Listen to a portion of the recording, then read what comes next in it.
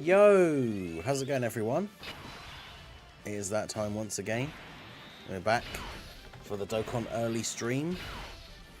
Countdown 2 days to go. Yeah, the sales, I think it's only normally when we have stuff the same time as JP, because JP gets sales in game before the stuff comes out, which is probably the preferable way, really. But for some reason, Global usually only ever gets the sales like when the banners come out. So I'm not sure. I actually can't remember if they did that last year for the anniversary or not. Like if the anniversary is ever different, but the sales probably won't start until the banners come out, or at least the day the banners come out, which for me in the UK is Tuesday. We still don't know an exact time, because if you look at the there's something that I think Proton mentioned it the other day, but if you go back into the news in game, you can check yourself if you have your game open, but I'm going to show it on the screen anyway. If you check your own one, it will show you it in your local time. But if you go back to, well, I suppose it won't, depending, well, I'll show the date, I guess. But if you go back to this, the 9th anniversary countdown packs, and scroll down, because these are obviously to summon on Broly and Gogeta's banners, it says here, like, the banner will be available Tuesday the 7th until Tuesday the 20th of August. So we know the banner's going to come out on Tuesday, because that's when you can use the tickets, but it doesn't say what time. So before the banners would be ideal, because again, for me, it's like I always say, it'd be better for me streaming, doing summons and stuff, if the sales came out before the banner, because otherwise what always happens is the banners drop and then I have to take a few minutes to buy the sale stones rather than immediately jump in to summon on the banner. And then literally I'll be like buying stones and people in the chat are already like, yeah, I got him. So it's always better when the sales come out early, but I'm not sure if they will do that for the... I can't remember if they've done it like for the anniversary. Like I said, they often do it for same time celebrations, because JP will often get theirs before the banner comes out, which is definitely a better way of doing it, I think. But yeah, it's 2 days until the anniversary starts, and then technically longer to wait, because obviously the anniversary technically starts on Sunday.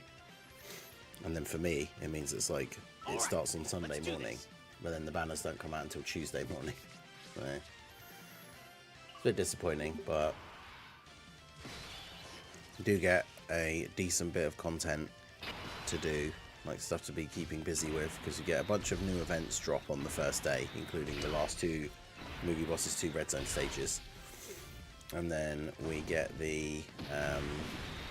I don't know, I think we get the first couple of stages of the Blue Zone, whatever it's called now, Spectacular Miracle Battle or something, whatever the weird global name for it is. Then we also get the free-to-play events for Beerus and Frieza, so you've got to start farming them up. Obviously for the Beerus you need to farm up like 2 SA10 copies and an SA5 copy, so there's plenty to do there as well. So it's a little bit annoying that the banners don't come out straight away, because I know for most people that's what they want, like, as soon as possible. But anyway, how are you guys all doing today? Mythica Featured, how's it going? Side Zang gets Q. I have 1800 stones free to play. Hype for Part 2 Beast Gohan. Mandalorian Legion. Yeah, it's tough, because it's, as we've said many times in the past, like in this last year, for Global, the anniversary characters are going to return sooner than ever, because the 10th anniversary will be in February. So...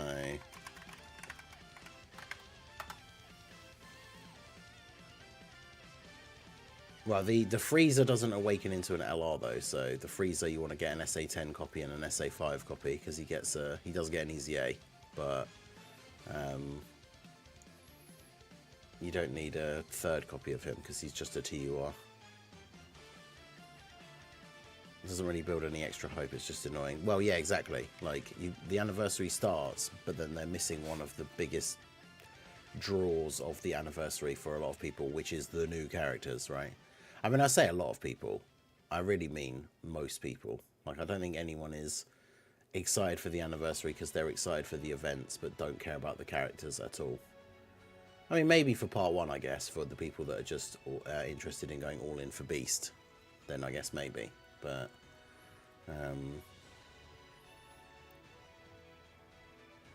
Drace skirt currently at 4272 stones. Part 1, things cleared before banner drop, sales again. Oh yeah, definitely. I mean, the anniversary can give out, I think it is around 1,000 stones in total for free, depending on, like, if you do all the content and like all the easy A's that we get and everything. But there are definitely a lot of free stones to be had during the anniversary. So I'm just coming back to see the logical reason to drop the banners 2 whole days after the anniversary starts.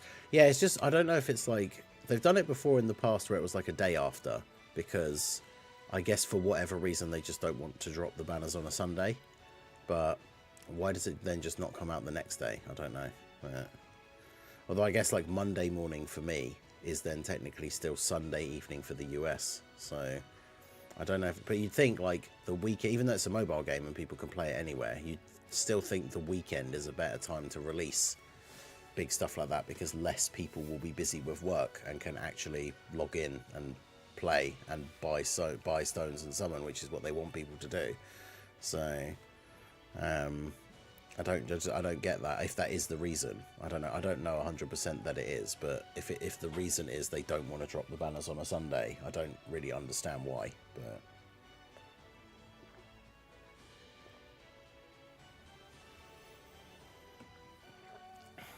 I'll do 1 7-step rotation, so the 255 stones on every banner besides the gammas. I'll skip them. The rest of the stones will be used for Beast. Maybe I'll skip worldwide depending on characters. I mean, that is the thing. This is what we talked about on the podcast, I think, a little bit last time, because I think it was the trash take about like skipping everything until the 10th anniversary. Is that I can understand, especially for global, the worldwide celebration is usually good, right? The characters from last year, people don't like the Blue Boys Fusion condition, but they at least were good, like on release. Especially, well, Vegito Blue was good on release. Zamasu's good on release and still fairly good now. Future Gohan, good on release, still good now. Sword of Hope Trunks, yeah, he can be a bit iffy because he's RNG related, but he can be really good sometimes. But the difference is that the worldwide characters are not characters that we already know about. Whereas for the anniversary, it's really difficult for global players, I think, and I would be the same. So I'm speaking partly from myself and partly from conjecture. But for global players, it's really difficult to not accept, I guess, but we'll just say that, accept the idea of skipping the anniversary, because it's characters that we get to see and see how good they are, and then wait for like 6 months for them to come out. So people have been waiting for them for so long, and we already know what they do. We've seen, if you follow the community at all, like you'll have seen people using them on JP, people smashing like all the content that comes out with Beast Gohan because he's so good, and so then the idea of skipping him just seems crazy. Whereas the idea of potentially skipping the worldwide celebration doesn't seem as crazy, because we don't even know what it is. And it comes out the same time as JP, and it could be something really good, but it's easier to get your mind wrapped around the idea of skipping it, because we don't know, like we don't even know what it is. So really, the thing I would say when it comes to skipping, because of how close the 10th anniversary is going to be for global, because if everything is synced correctly as it's supposed to be after worldwide, the anniversary for global will be in February. Really, the strategy is summon now on the anniversary if you really want to, like if you've been waiting for these characters and everything, and then skip the worldwide, because the worldwide characters will come back on that anniversary banner in February. Now, obviously, we don't know what they are as kind of like a double-edged sword, because we could then find out what the worldwide celebration is, and it's like your favorite characters in the game, or your favorite characters in the show, I should say. So then it becomes, you're stuck in that position again where it is kind of a difficult skip. But exactly, that's the logical strategy. But of course, yeah, people will often say they'll skip something, and then we find out what it is, and then it's something really hype. So it's hard. It's always hard to skip stuff in general, but that's the whole point, right?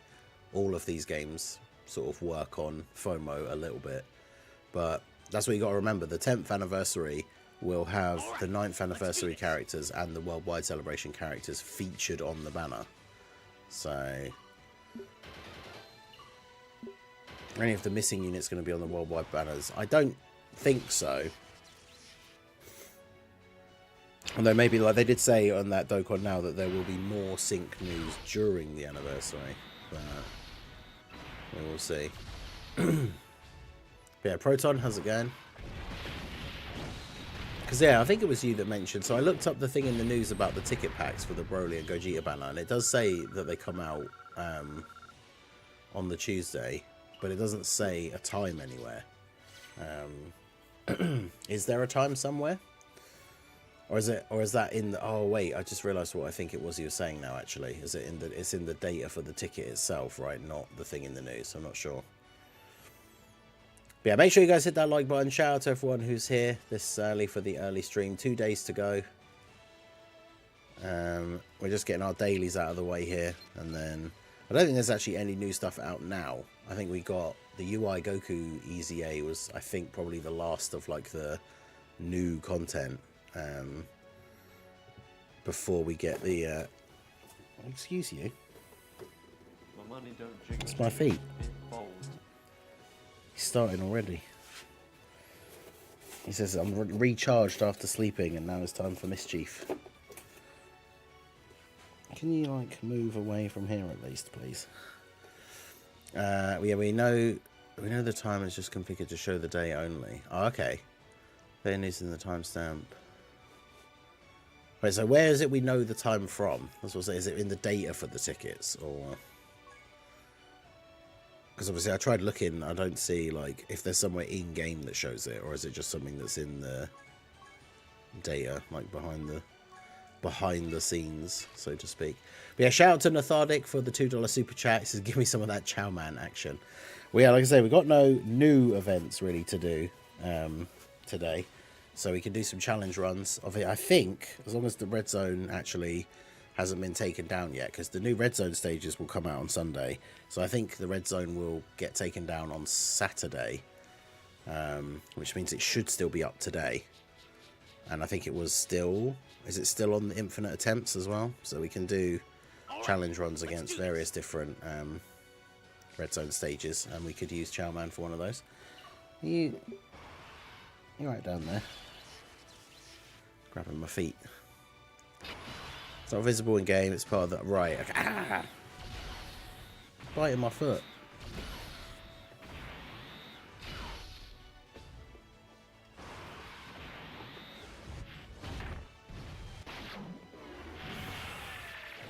Early morning mischief from this little boy. He likes to get under the desk and bite my feet, don't you? Yeah. It's a little fluffy nightmare.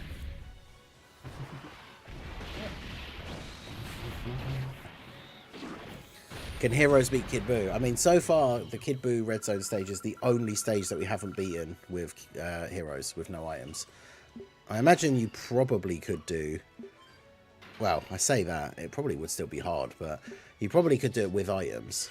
But...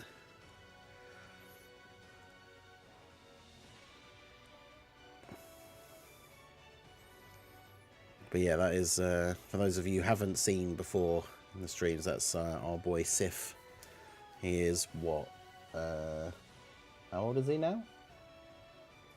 About 13 weeks old. And he's cute, but he's also a bit of a nightmare. I can't really see... They don't look as bad today, but I was going to say you could... see at some point my hand, like various parts of my hands, but more so my ankles and my feet are like covered in scratches because he's going through a phase of constantly liking to claw at and bite at our feet, especially when we're in bed.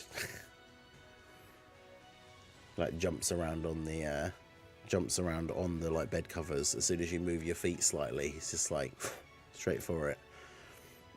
All right, let's do this.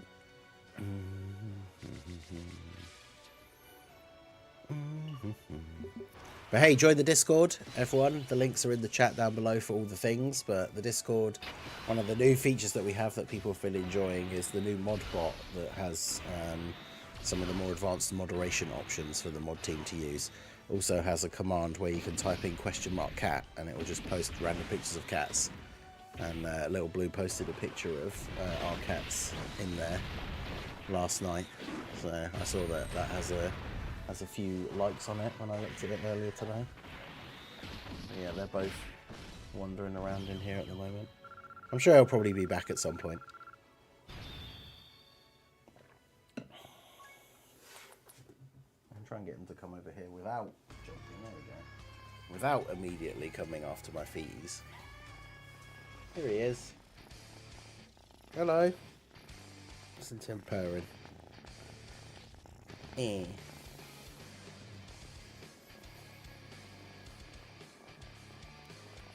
He's very cute, but also a nutcase. Off you go.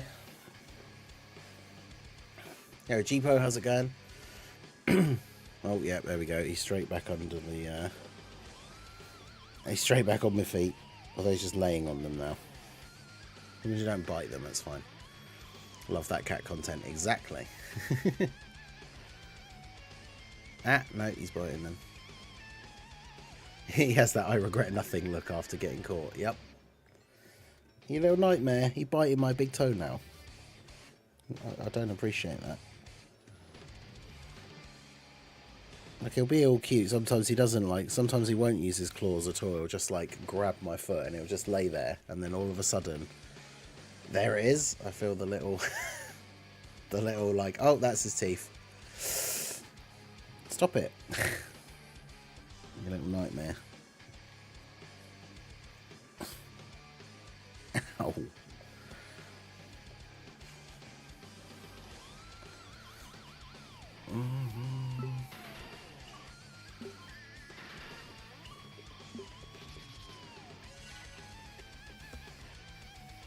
You're right if you didn't use your claws so much.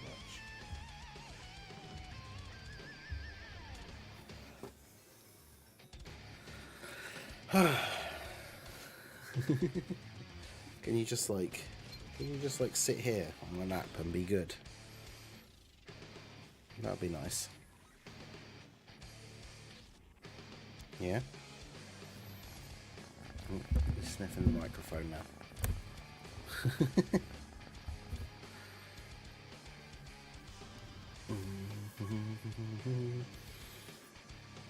What would you recommend free-to-play as summon for during the anniversary? It's hard to say. Like, if it depends how many stones you've got, I guess. But like, doing the 255 like full 7-step rotation on one of the banners, if you do really want that character, is not a bad shout because you do get the guaranteed featured step at the end. But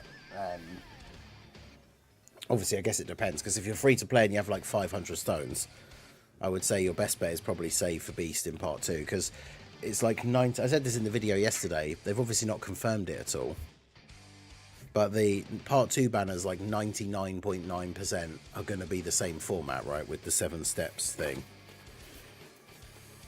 Oh my god, stop.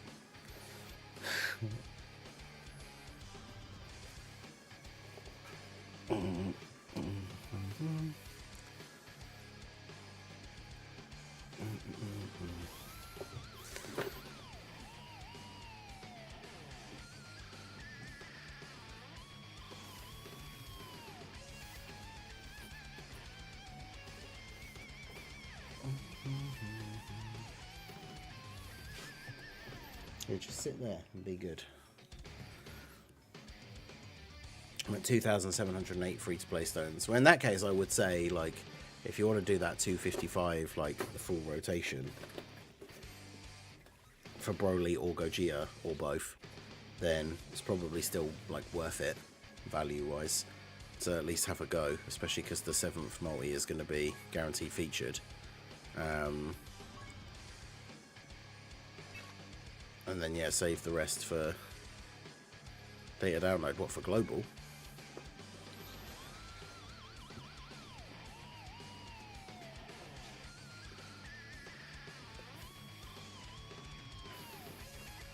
Just happened. Dragon Ball Z Dokkan Battle!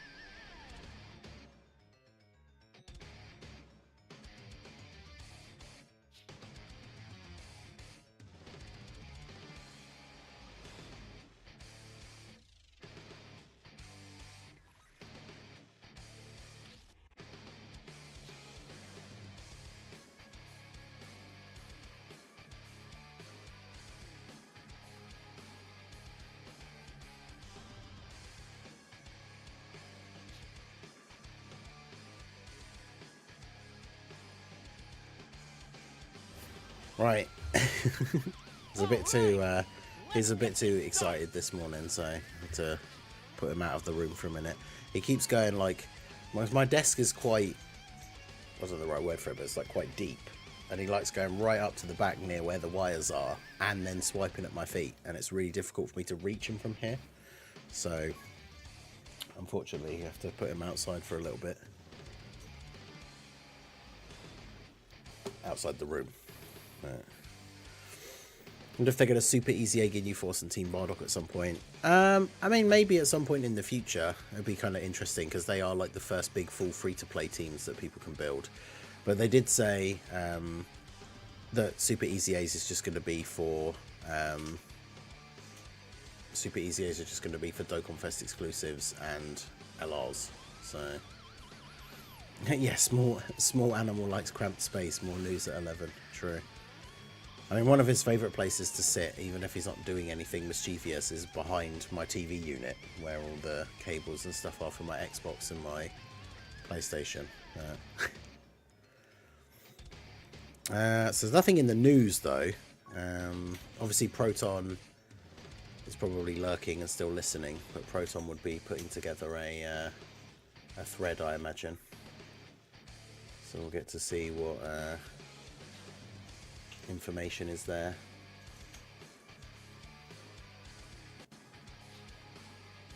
MF Global. Let me check their Dokkan info. Because Dokkan info, I don't know how quickly it takes to update. Actually, it might not even be available at the moment. But yeah, the 5 boosts thing, I put it in the title because there's nothing else really new happening today. But the Dokkan, the extra boosts thing is activated now. So now you have 5 boosts instead of 3. And they recharge faster as well. So make sure you take advantage of that. Get that link leveling done. If that's if you've got units you want to link level. Okay, yeah, so the Thieving 6 Dokkan Wiki's posted a thing already here. 2 days and 6 minutes. Yeah, so they're basically just showing that the login bonus, physical Gogeta, the Frieza, and the Beerus are being added in 2 days. So, as we say, Sunday morning when the anniversary starts, 7:30, aka 5 minutes from now, but in 2 days' time. That's when the anniversary officially starts. So you get our free-to-play login bonus Gogeta, and then obviously the SSRs of Beerus and Frieza, because that's when the event first comes out and only has a couple of stages. So you obviously can't awaken them fully all the way straight away. That's weird, that didn't come up in the chat. Okay, there it is. Shout out to Igor for becoming a channel member. Welcome to the Ningen Club. I appreciate you. Funnily enough, I actually forgot to update the number at the top at the start. I checked it right before the stream and it had gone down by 1. So now it's gone up by 1, so I don't have to change it. So shout out to Igor, I appreciate you. If you are in the Discord or you want to join the Discord, the link is in the description. There is a tutorial in there if you don't have it already. If you have your Discord linked with your YouTube, you do get the YouTube member role in the Discord as well. But yeah, everybody feel free to join the Discord. The link is down below. Of course, you don't have to be a member. It's welcome to everyone. We are going to be doing... I'm going to put out a short later to talk about it, but we will be having a Broly movie watch party on... Well, tomorrow. I was going to say on Saturday, which is tomorrow. It's about just over 36 hours from now, because it's 7:30 in the morning. It's going to be 8 o'clock in the evening, but tomorrow. So basically just over 36 hours from now, we will be doing a Broly movie watch party, because then obviously it'll be a case of, for me, we'll be watching the movie, I'll be going to bed not long after that, and then we wake up in the morning and it's the anniversary has officially started. So very exciting. We're going to be posting that as a short and also over on TikTok, which is a thing that I have now. I posted a short about it last night. I'm going to be trying to put up more shorts and like little bits and pieces like that during the anniversary. So if you're somebody who does use TikTok, go check it out. Put the link in the chat. Yeah, shout out to everybody who did go ahead and follow. We talked about it during the stream last night, and obviously the short went up, like advertising it. I posted it on YouTube, on the TikTok itself, and I posted it on Twitter, so I've had a few people. In fact, I've only just looked at it now, 23 followers now, so shout out to all of you guys if any of those are you, and if not, click that link and go give it a follow. Obviously, I appreciate not everybody uses it. I've not used it until setting up my own one now, but unfortunately, you may have to miss the Brody watch party. My fiance is dragging me to a nerd convention. Wait, which kind? Because we're all nerds here in some way or some way, shape or form. But there's many different types of that could mean. I keep thinking Pajama Beerus and AGL Freezer's OST are the same OST. I mean, the intro is definitely very different though. I really like the sort of like Egyptian-y theme type thing that Beerus's one has going on. Let's put it back on.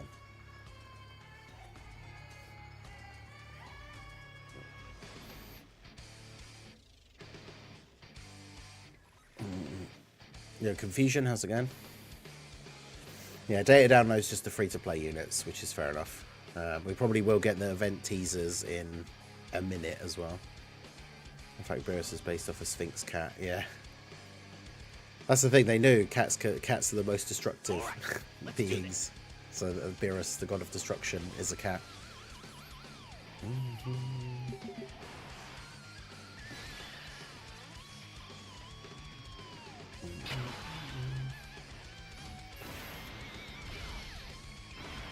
Maybe I won't build 3 copies of physical LR Beerus. I think it's also Toriyama's cat. Oh, that could be true. That would actually be kind of cool if that was just the case, that he has a cat like that, and then... Imagine that's the inspiration one day. He came home from doing something and the cat had, like, destroyed everything in his living room, and then he's like, aha! Cat destruction god.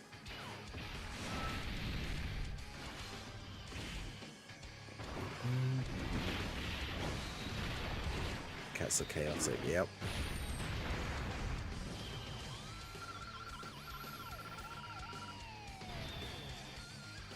10 links. Actually, I think Toriyama did say Beerus was based off his cat. The 3rd anniversary LRs. I mean, I can understand, like, people for collection purposes maybe wanting them, but they are very much, like, not usable anymore. So I don't know about that. For me, personally, I would prefer that they not take up a slot on a banner, but... Considering looking at the files, yeah, that's what I assumed. Because, yeah, Proton, obviously, shout out to the boy, as always, putting together those data download threads.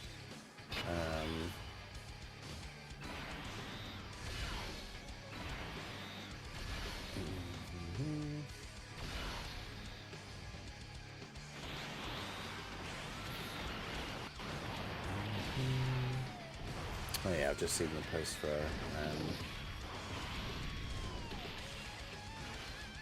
what's his name, Harry? Well, his Twitter name is Asuna, and it's Harry Turney, but he's the guy that runs Dokkan Info. His account is set up so it automatically tweets whenever there's news. So yeah, the global news should have the event teasers. Sif is a god of destruction flying off the abyss. Exactly, Sif the great grey cat. Medium chance to dodge, let's go. When the banner's going to drop? Tuesday morning for me. Late Monday evening if you're in the US. Cellmax's intro goes crazy. Yeah, his OST is actually really good.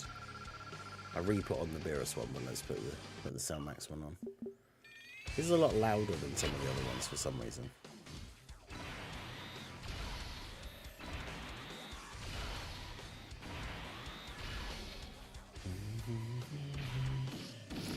They could put U7 and Golden Freezer and 17 LR EZAs in place of the Vegeta and Wuhan. I mean, that would actually be sick, especially if it was both. Because we got 2 LR EZAs like as the anniversary for JP, and then got them early on global. But Universe 17 gets so many buffs during the anniversary that getting those 2 EZAs would be really good. Yeah, they should just use the Dragon Balls to wish for super catnip.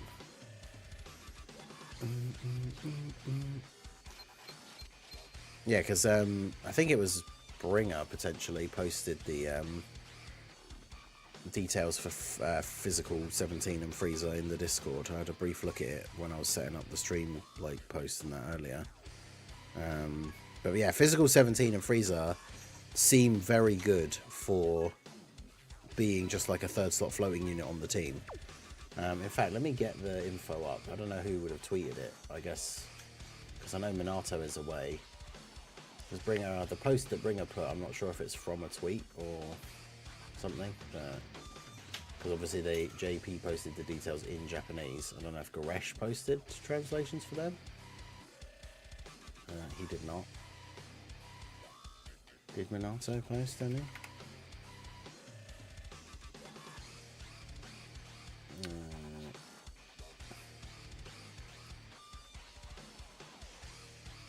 No.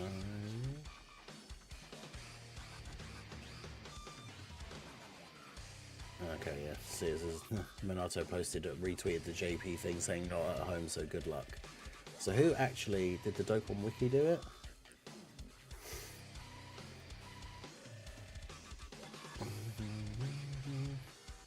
I actually don't know. I mean, we kind of all assumed, right, that they were going to get an easy A. Godslayer masks. Okay, that's... Oh.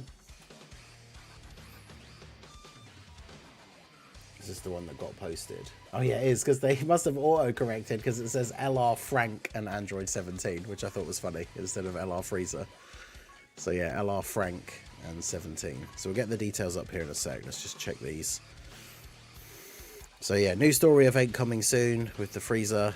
Get a free-to-play Freezer. And then, of course, the Beerus. Farm up the free-to-play SSR Beerus. They're not going to awaken yet, but yeah, get the SSR copies farmed up. Get the extra copy of Beerus to 10 and an extra copy of Beerus to 5. Get an extra copy of Freezer to 5, and then you'll be ready for their awakenings and easy A's. But yeah, if we bring up the yeah, Frank is my favourite Dragon Ball character. So if we bring up the Frank and Golden Freezer details here, they do actually seem like they would be very good on that team as a floating unit. So their super attacks, the 12 key, greatly raised attack for 1 turn, does colossal damage to the enemy. So no defense on the 12 key, but they greatly raise attack and defense on the 18 key. Mega colossal damage greatly lowers attack and defense, which is, it's kind of cool that that's becoming like a useful thing again. And then their passive, attack and defense 177, key 7 and reduced damage reduction, reduced damage received, so just damage reduction, 50% for 1 turn from their entry turn. So on their first turn, they have 50% damage reduction. Then they get 2 additional attacks, each of which has a high chance to become a super. They get an additional super attack with a high chance to crit when HP is 77% or less. Then you get key 1 up to 7, and an additional attack and defense 11% up to 77 with each attack performed, so attack 7 times. Up to and then key 1 up to 5 and an additional attack and defense 20% up to 100, so 5 times with each super attack performed. So every time they get a super, they're going to be getting what, 33%, 31% and 2 key, because they're attacking and they're supering. And then chance to crit 17% and damage reduction 17% within the same turn with each attack performed. So what that means is, even if you ignore their first turn where they're starting off with 50% damage reduction, they're going to do their attack, because this is with each attack performed, this bit at the bottom, right? So they're going to do their attack that you do just in general from getting their key. Then they're going to do 2 additional attacks that, regardless of whether or not they're super attacks, procs this last part of their passive. So they're then going to have 51% damage reduction after they've gotten off 3 attacks. And they greatly raise on their super attack effect for the 18 key. Then the additional attacks are giving them this extra 11%, and if either of those do get the high chance to become a super, they're then also giving them an extra 20%, like build up from their passive. And then of course, if you are at 77% or less HP, you get a guaranteed additional super, which not only is going to activate these other parts of their passive, but gives you another 17% damage reduction, so it goes up to 68%. And then on the God turn, if you get the additional from their hidden potential, they go up to having 85% damage reduction, which means that they are, at that point, only the biggest super attacks are going to kill them in slot 3. But that is a turn we're talking where they get like 5 attacks, which is of course their best turn. And then you've got to remember, on their very first turn, they have 50% damage reduction, which means at the bare minimum, they're always getting 3 attacks in one turn because they're getting their super and their 2 additionals, even if they're just both normals. Which means on their first turn, that makes their damage reduction after 3 attacks. If we include this 50% they get only on the first turn, that means after attacking 3 times on turn 1, they have 101% damage reduction. So they literally are invincible on the first turn because they will always get at least 3 attacks. So the only thing that will be annoying for them is AoEs. Because obviously they get all this damage reduction when they attack. But yeah, I would say that makes them seem very good. Because yeah, 51% damage reduction is like the minimum that they're going to have. So another translator said that it was massively. Okay. Well, either way, it is just attack. But if it is massively, that is really good. Because the more times they super, they're going to do a lot of damage. Because each of those 12 keys raising attack means each of their 12 key supers is going to do more damage. When are they dropping on global? I mean, it's hard to say because they're easy A's for the Tanabata celebration, and we have no idea where they're going to fit the Tanabata celebration and stuff into global.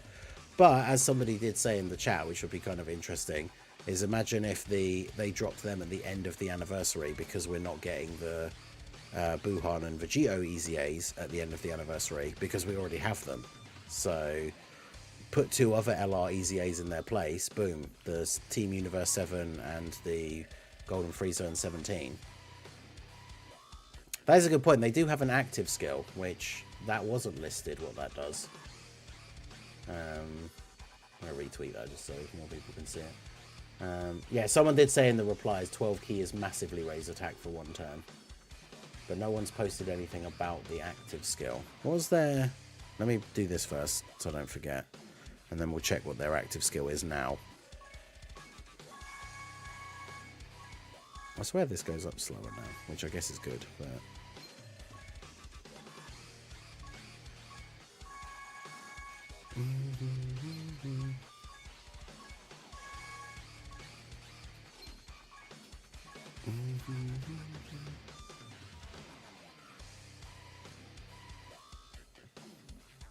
I really hate how the banner takes 2 days to drop. Yeah, it is super annoying. I don't know. Why not include the new LR units in the data download? I don't know. Maybe it's just... well, I'm not sure if they're actually in... No, they're not in the data because they'd be in the schedule. I don't know. Because the thing is, them being in the data would actually let us know as well the fact, like, exactly what time the banner comes out, because that would be coded into their data for the unit, and then we'd know right now when it comes out. But yeah, that's the other thing to remember as well. Not only is them getting multiple supers in 1 turn going to make them really strong defensively, but realistically they're going to do a lot of damage as well. But yeah, if we have a look, what does their active... Because their active skill, remember, active skill conditions can't change, but they can change the effects. So after performing 4 or more supers. So yeah, if you get the right RNG, you can literally get that activated on turn 1. Key 7, defense 77%, and performs crits for 1 turn. So yeah, I mean, that's very, very good, because it's multiplicative, the 77% defense. So on the turn where you use that, their defense is going to jump up by like a crazy amount. So if you wait to use it, which obviously ideally in these harder events you're going to use it near the end anyway, when the enemy is the toughest. And they're probably going to have a lot of their passive built up already. Now this is the thing, they don't necessarily need a lot of additional, and nothing about their passive requires them to get hit. So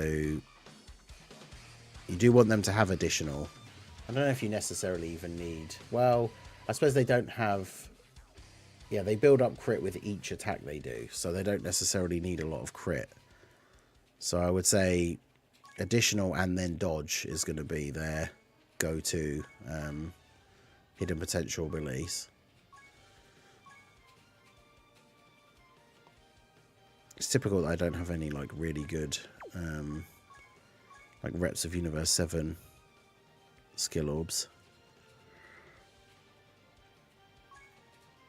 Level 5 dodge, level 5 additional, level 1 dodge. I'll probably keep that for someone else.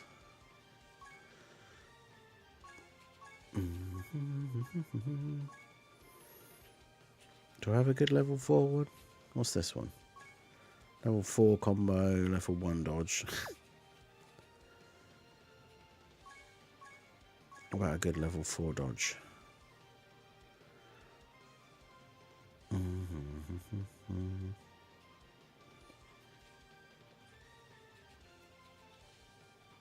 Yeah, probably just throw that on there then.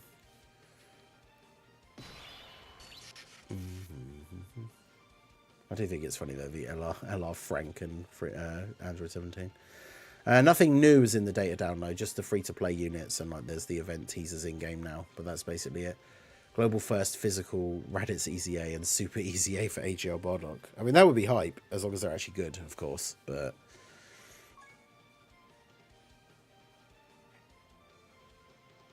Yeah, so I wonder if something like this would be... Reps of Universe 7, level 4 dodge, and then defense level 2. What's that one?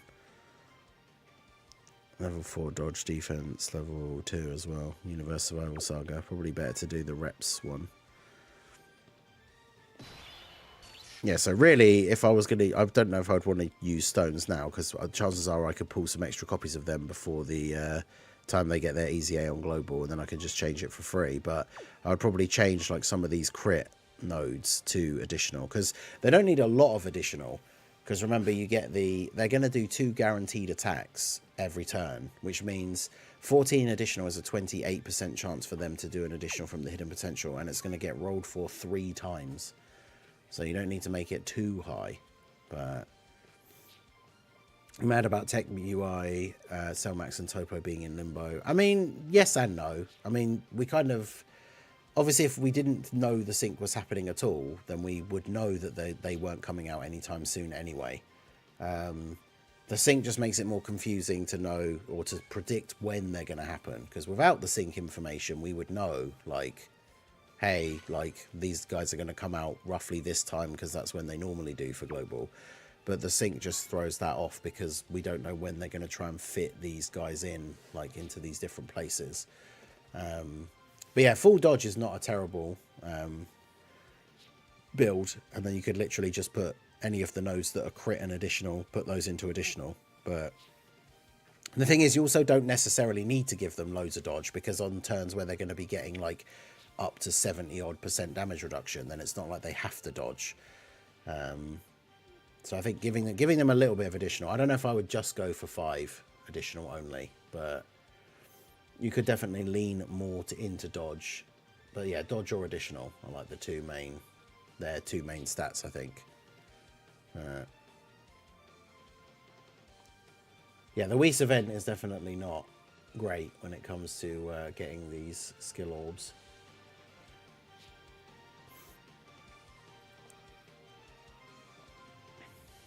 Yeah, anniversary ends on the 12th, worldwide starts like 2 weeks later. That's where we would expect Topo to come out usually, right? The only annoying thing, for the sake of like the sync and that, is that JP's going to get something else then as well, which means they're going to have another unit that we don't have.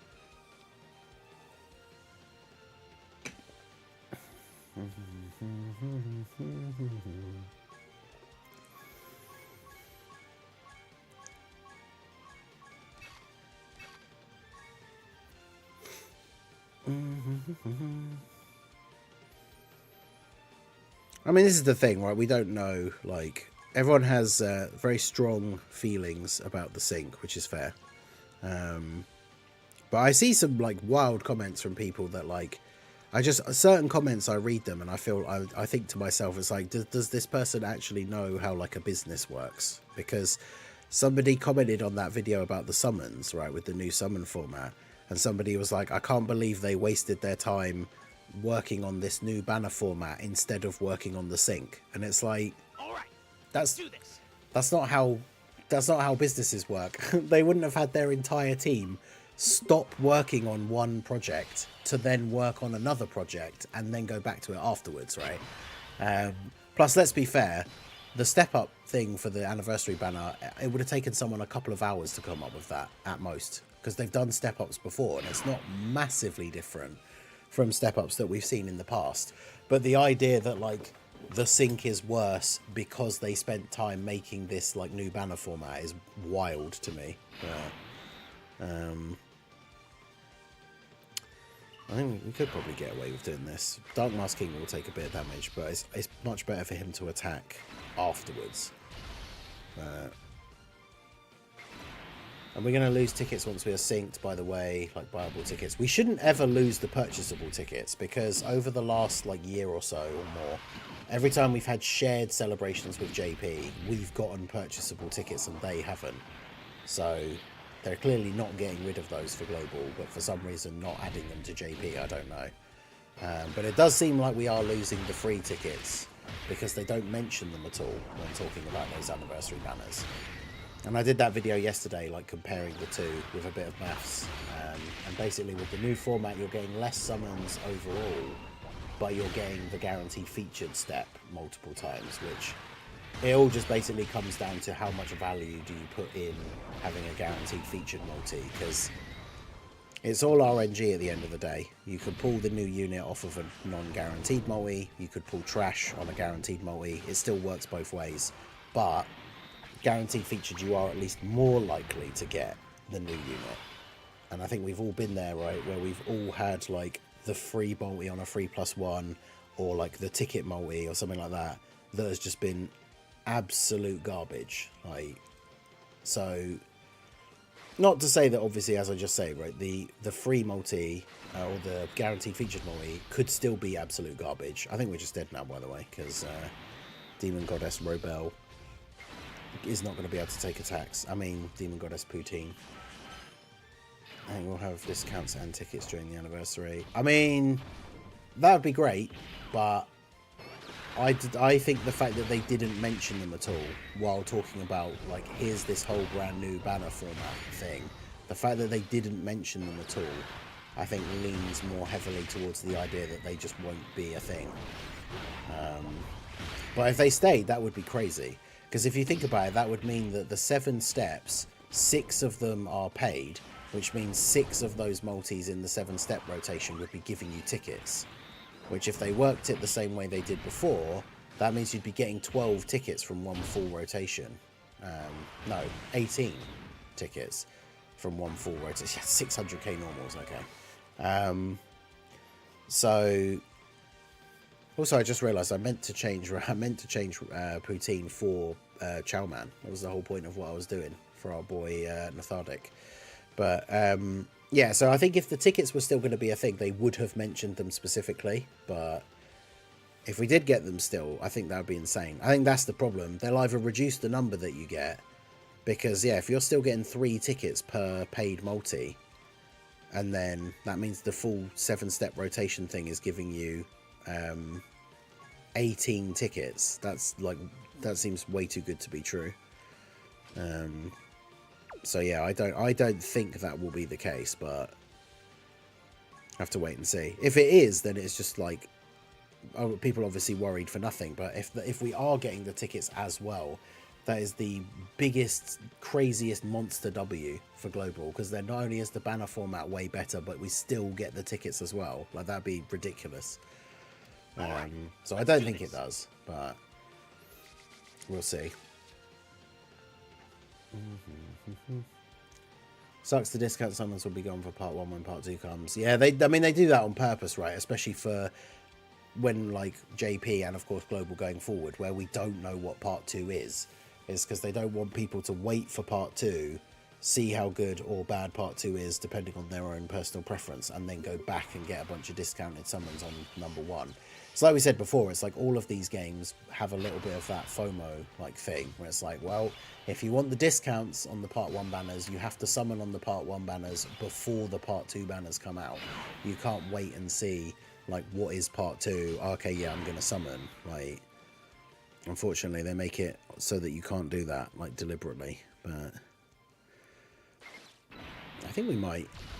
Next turn, we've got Vegito who can tank the super, but we also have to put Chowman, like, in the middle slot. So there's a high possibility he gets absolutely destroyed.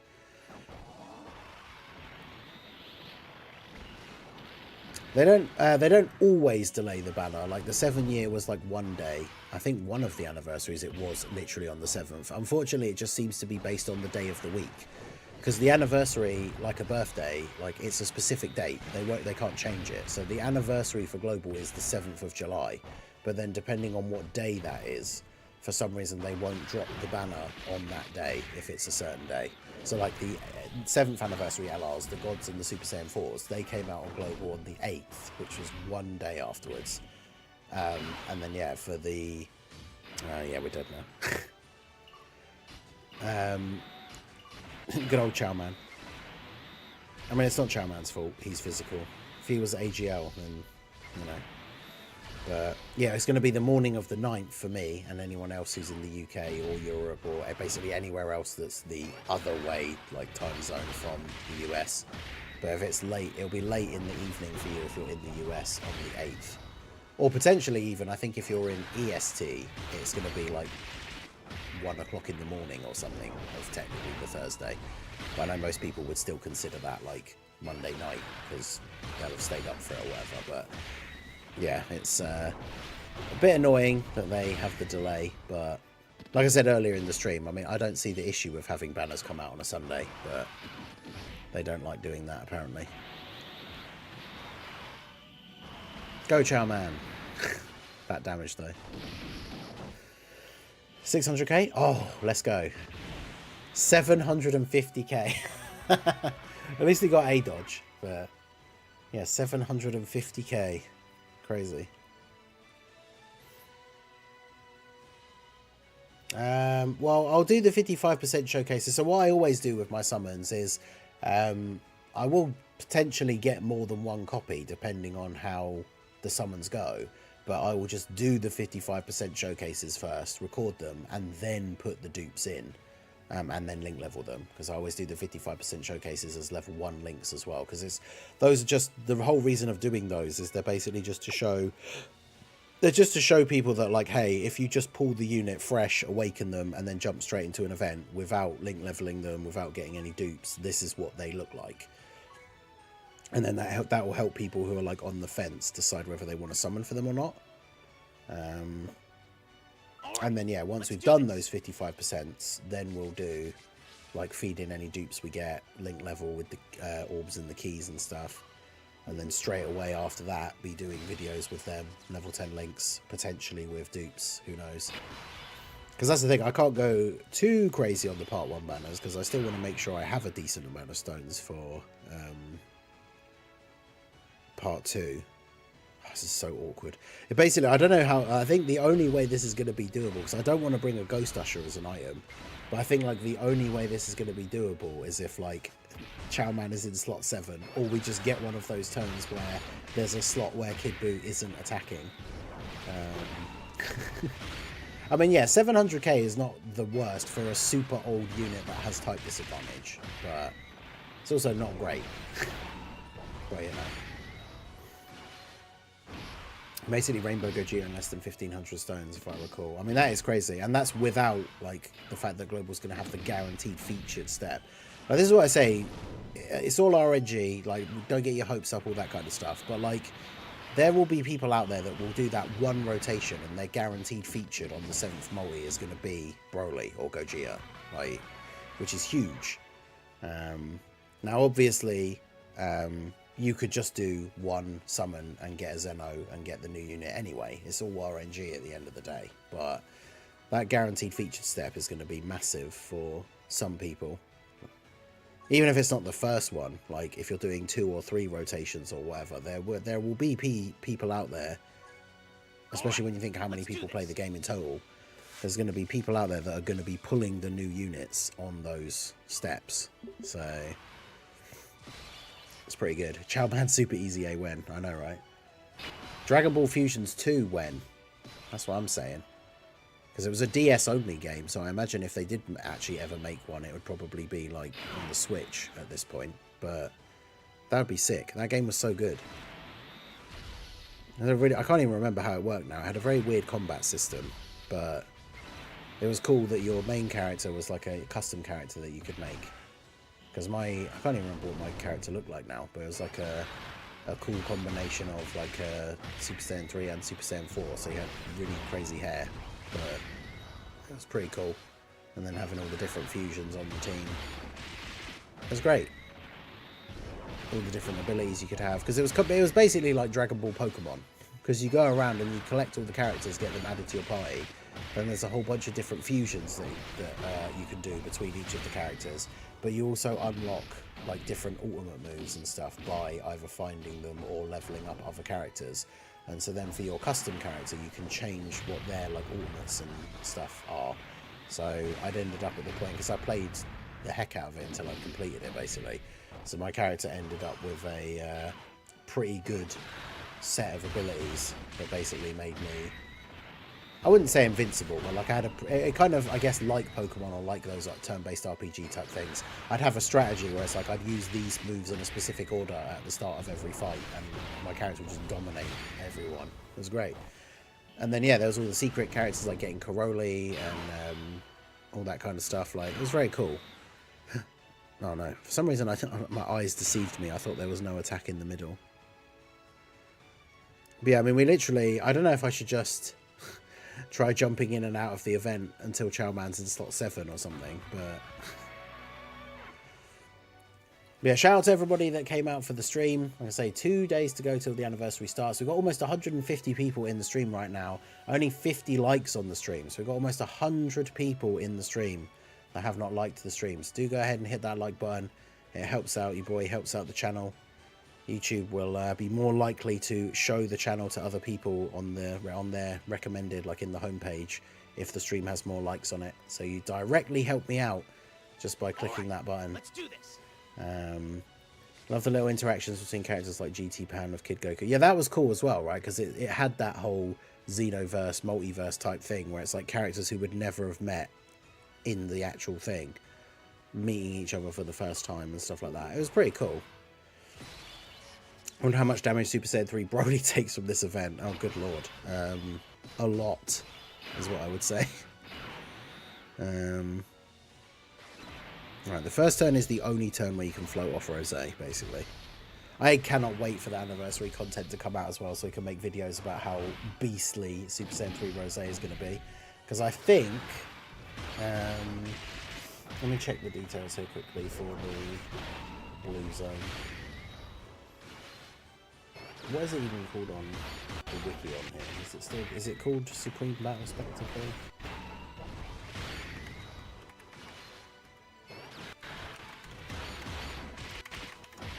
I'll just search for that on the wiki and see what it comes up with.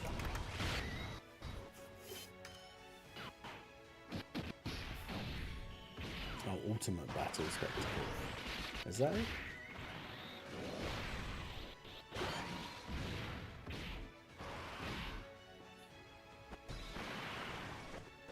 Also, this isn't the page for the event, this is just a page for tactics for it, which has no posts on it.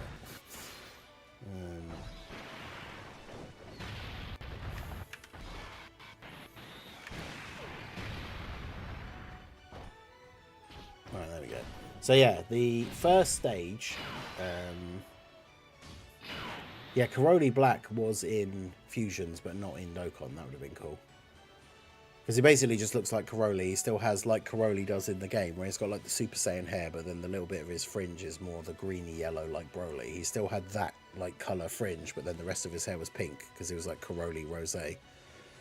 Well, there's no slots for Chow Man. Oh yeah, the data download was just putting the free-to-play characters in the thing. I heard they made it so Gaius now resets his original position when you challenge him after dying.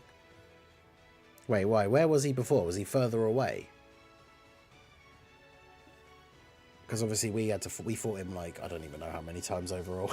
But he started off with enough distance that you could go in, summon the Mimic, or use a spell or whatever you wanted to do, and then still roll out of the way of that first attack. So I didn't really think that was much of an issue. All right, let's do this. So they never gave us Gogeta EX or Gotenks EX. Yeah, you'd think if they were doing a like a Fusions crossover, something like that would be very cool. Doing the actual special Ultimate Fusion as the as the crossover card. But yeah, so the Ultimate Battle Spectacle, whatever it's called on Global, that weird, is it like Supreme Miracle Battle or something? I think the Global name's really funny. Which of course means that that's what I'm going to have to call all my videos, because that's what the event is called on Global, which means if people are searching for videos or help on those events, who are global players, that's what they're going to be putting into the search thing, so that's what the videos need to be called. But yeah, the first phase you fight is God Goku. So for the first 2 phases, he is base and then Super Saiyan, and then stage 3 he's God Goku. So I guess technically you never get a Super Saiyan blue enemy, so you won't get the extra part of the passive for... Yes, Jamman's in slot 7, let's go. You won't get the extra part of the passive for the transformed Rose full power, but in his base he has the extra chance to do an extra super because you're fighting a Goku. Then stage 2 is versus blue Goku and then blue Vegeta. So in the first phase you're fighting a Goku, and then when you get to the second phase and Rose transforms into full power Rose, then you are fighting a Super Saiyan blue character, even though it's Vegeta, so he gets his full passive active in that fight. And then stage 3, which I think it's only the first 3 that come out right on day 1, stage 3 you fight blue Kaioken Goku, and it's just one phase, but that means you're fighting a Goku and a Super Saiyan blue enemy all at the same time. So Rose gets his full passive active in stage 2 and 3 regardless of his form, which is going to be very good. So goes on one side a bit further away. Okay. Hey Toon, how's it going, my dude? Big Tuna in the chat. I feel like I haven't put this picture up for ages. Me and Toon like our office memes. So, and of course Big Tuna is what Andy calls Jim. So Big Tuna. They're specifically going to say Blue Zone. No one's going to type Magnificent. I mean, that is true, but you just got to put Blue Zone in the tags, I guess. But yeah, how's it going, my dude? They pretty much called it the super version of the Red Zone. I mean, I don't know why people came up with the idea, the Blue Zone. I assumed it was because of, like, Red versus Blue. Not specifically the old, like, Halo meme videos, but, like, Blue just seems like the go-to opposite, like, the counterpart for Red, I guess. But, like, I don't know why they would have ever called it the Blue Zone, but I don't know. I guess I have to do this, really.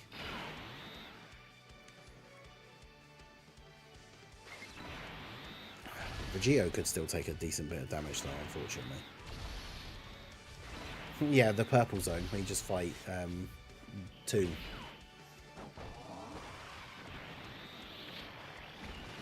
Reverse Slave Knight Gale, yeah. The fact that he starts... Well, I think Slave Knight Gale starts in roughly the same place, but as soon as you enter the arena, he starts running towards you, and he's quite fast.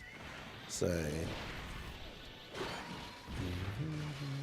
It's my secret agenda to normalise Royal Blue.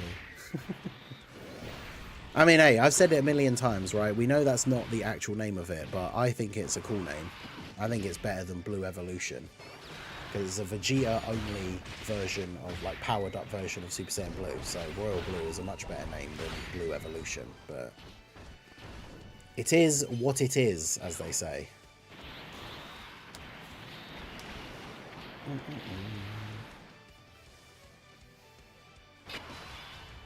That's because the thing, when it came out and didn't have an official name, people had to just like guess or like make one up.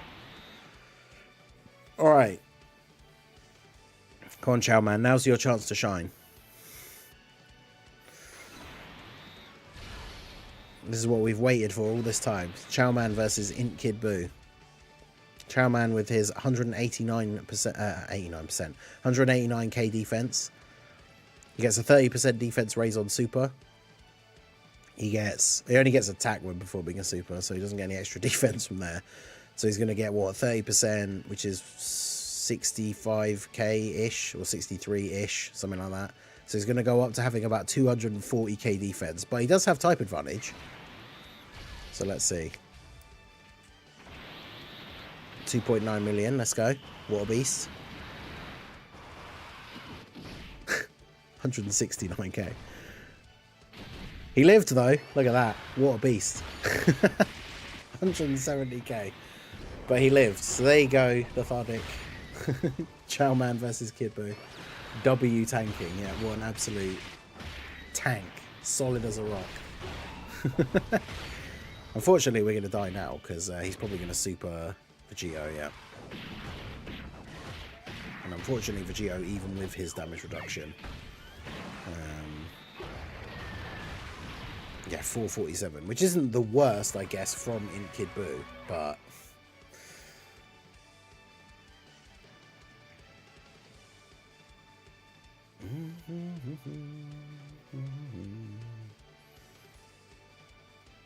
Well, there you go.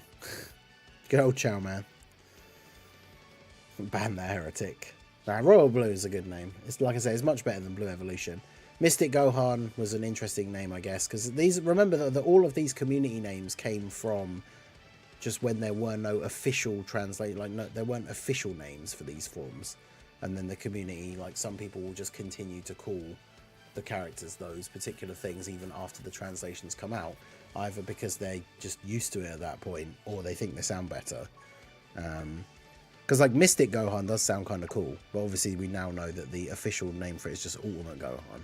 But and then yeah, the other thing someone was saying as well, like people call the white-haired UI mastered Ultra Instinct, but we all know that like he hasn't mastered Ultra Instinct at all, so it shouldn't be called that.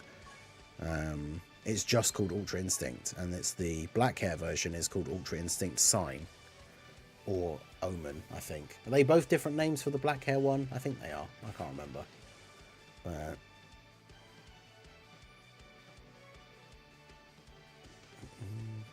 yeah, like people were calling Ultra Instinct, before they gave it a proper name, people were calling Ultra Instinct Goku Limit Breaker Goku, because that is essentially like what happens, right? As he breaks his limits and then awakens Ultra Instinct. Which, I mean, realistically, that's what they kind of do all the time when they get new forms. But yeah, people were just calling him Limit Breaker Goku when they first showed him off.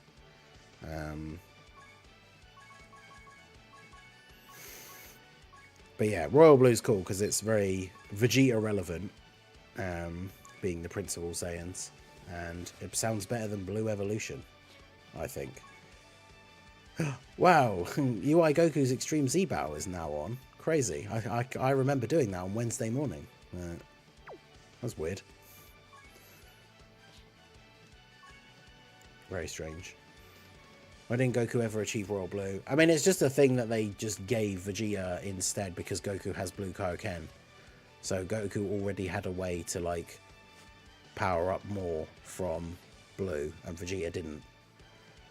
So they just gave him a new form randomly.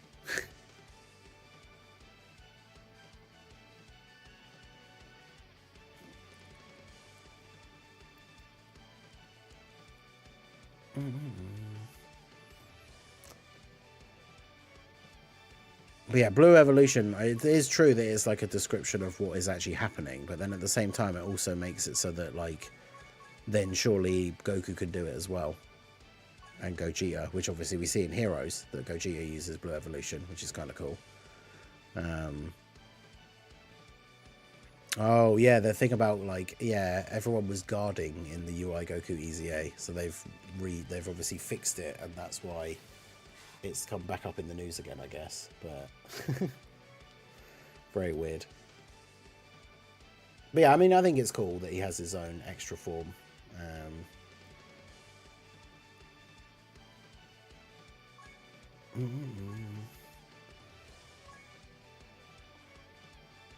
I don't normally bother doing the extra stages of the LR ones.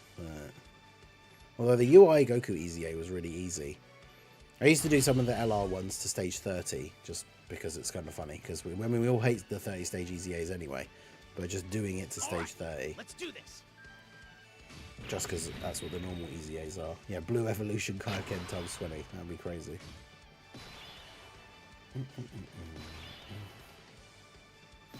Well, yeah, true. The official name for Full Power Super Saiyan 4 has got the words like put in a weird way round for some reason. It's like Super Full Power Saiyan 4, which is weird.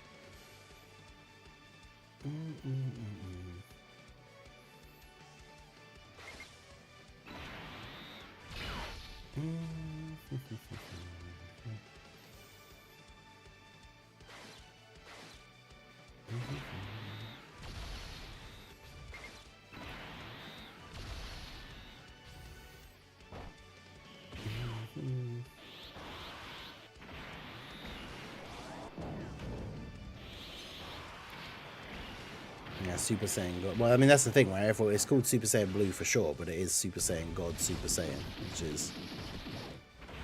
just rolls off the tongue.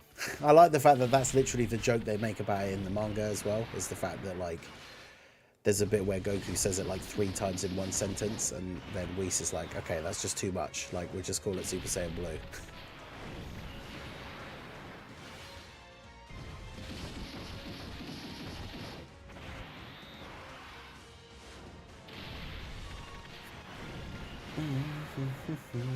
I am Super Saiyan Grade 2 Vegeta instead of Super Vegeta.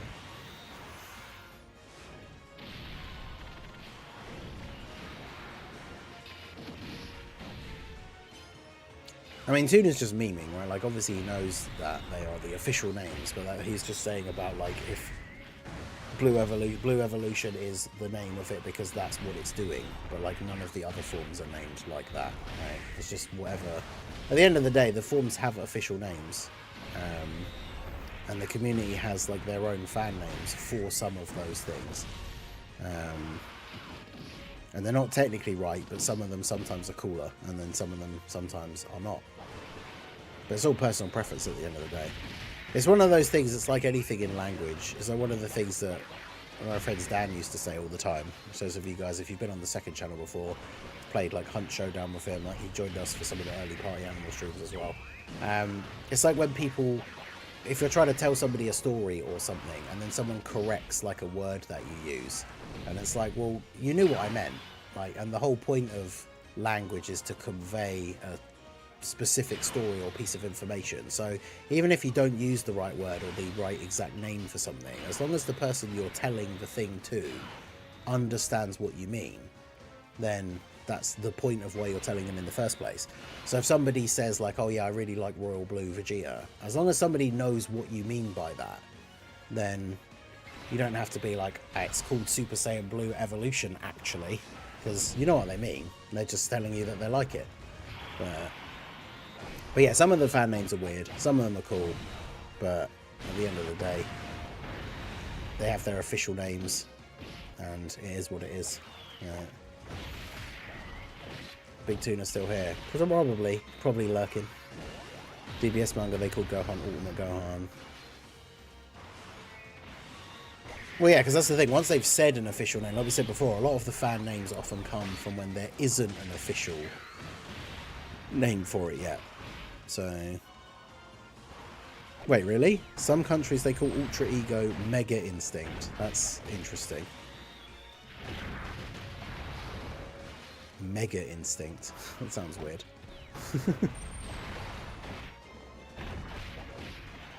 Can you say that the Gammas are the only one I've seen the majority of the global community say is a skip? I mean, unfortunately, whilst the LR Gammas are really good, I would say they probably are the least worth summoning for out of the 4. I wouldn't even necessarily say they're the worst out of the 4, although they probably are.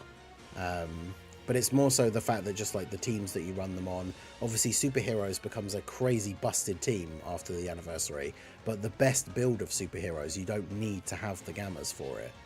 So they probably are the easiest skip of the 4 characters. What is Omni UI called? Wait, what? Omni UI. I like Ultra Ego. I wouldn't say it's the worst. I don't like the no eyebrows thing. Because as much as I love Super Saiyan 3, I've always thought that's weird about Super Saiyan 3 with the no eyebrows. I think it looks weird on Vegeta, because it does for Super Saiyan 3 as well. I think Ultra Ego would look way cooler if he actually had eyebrows. I saw somebody do like an edit of it when it first came out where they just put eyebrows on him and it looked so much better.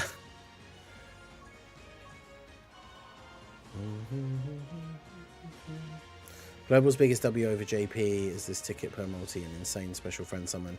Yeah, hopefully we'll still be getting that, the crazy special friend summon, right?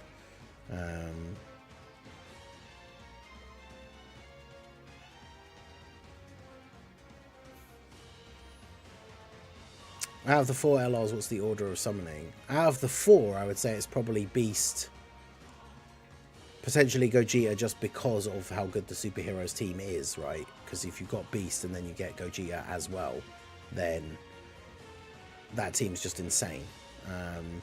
So it's Beast and then either Gogeta or Broly and then the Gammas. But it all just depends, because if you pull Beast, then you don't need Gogeta, but you might want to get Broly to have like a Super Bosses team as well as a Superheroes team. But I don't think Gogeta's not really dodge or die though, is he? He like greatly raises. I double check. He like greatly raises on his supers and gets multiple additionals, and has built-in dodge, which is, I guess, that is obviously part of being a dodge or die character, right? Is that they dodge, but I don't remember his defense being that bad that he's a dodge or die character. Maybe for like some of the hardest hitting bosses, super attacks, maybe, but I guess they have to balance. Well, I say that, and then Beast is insane. I was gonna say they have to balance the fact that then when he goes blue, he's much better and has the target ability, but then there's Beast, who's just Beast from turn 1. So.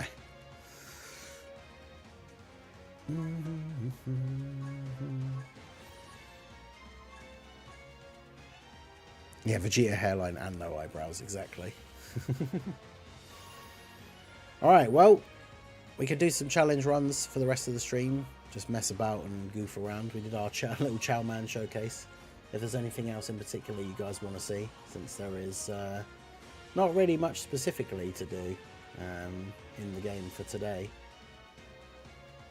Same for tomorrow, really. It's all kicking off on Sunday, so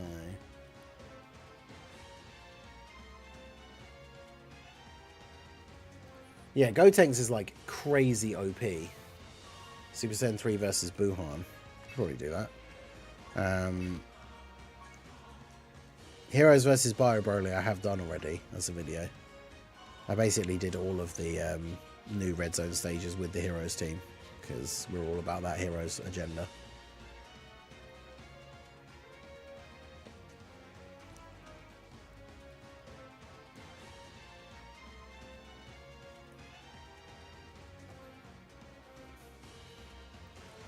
Powerful comeback versus Kid Buu. Wait, is that a mission? Or is it a mission only on JP? Because if it's a mission on JP, then it'd be even harder to do on Global, because I'm pretty sure they have some new powerful comeback characters that we don't have.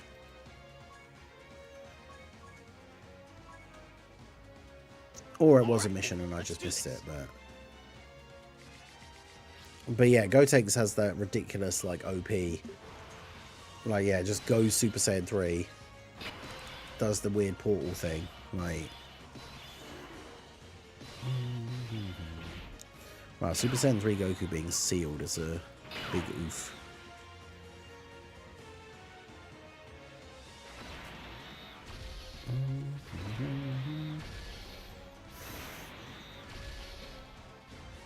Oh, it was one of the missions. I don't remember that. Powerful comeback versus Kid Buu. I thought it was just power beyond Super Saiyan and then spawn enemies. Like, I don't remember doing a powerful comeback mission. Because I would have done a video on it, right? I must have completely blanked it from my memory. Powerful comeback. There was a mission for the Buhan stage.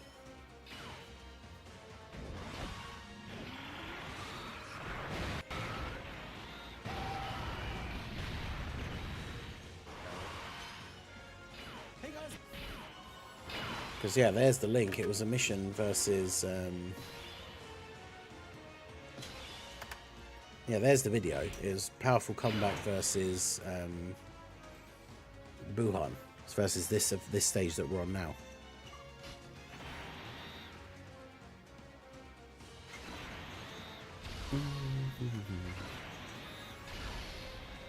Look at that. That worked out perfectly, didn't it?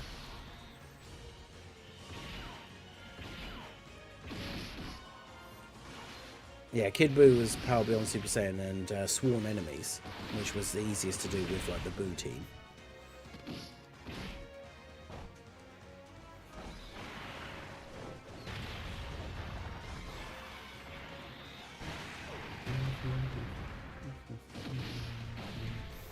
I did that last year actually. Red, white, and blue team video. That was funny. I think chat like picked the team and something random we did on a stream. Would you rather they ended the Goku Black Arc with trapping Zamasu in the containment jar, or had someone else gather the Dragon Balls to make Zamasu mortal and have Trunks kill him? I don't know. Out of those two options only, probably the make him mortal one, just because I feel like the arc has a much better, like, it ends the story much better if Trunks kills Zamasu. It's why the end. Oh my god, Goku's sealed again. It's why the ending of that arc sucks, is because it's supposed to be like Trunks' story, and then not only does he not kill him, his entire timeline gets destroyed. It's awful.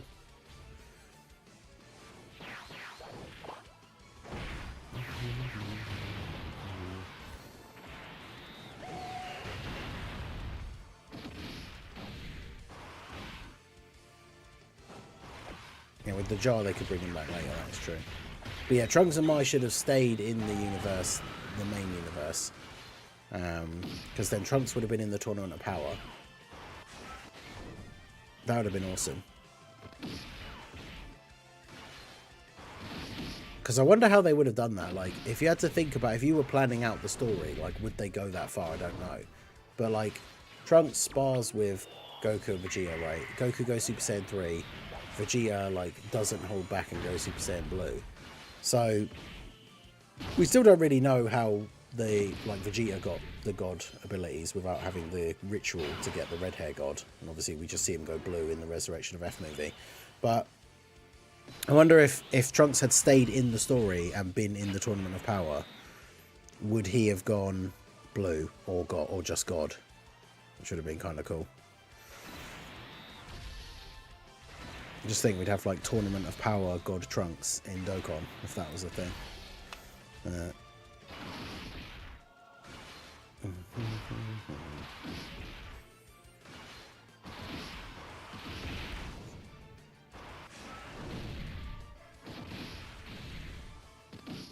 Well, I don't think Whis. I mean, well, if Whis did a do-over, he would be essentially directly going against something that Zeno had done.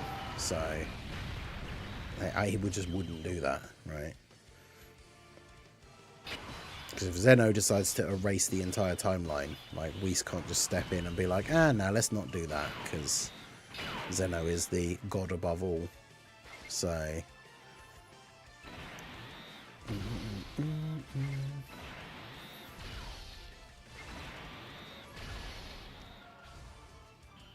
I mean, that whole ending just sucks. The idea, because basically Zamasu wins. Even though he gets erased, but like, so does the entire timeline. So the heroes fail to do what they set out to do, which is save Trunks' timeline from Zamasu.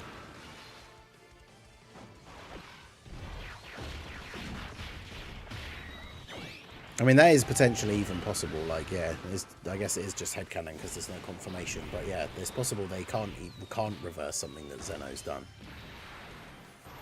Vegeta never underwent such a ritual. I mean, the thing is, we don't know that for sure, because we don't know whether it just happened off screen, because it just never gets mentioned whether it did or didn't.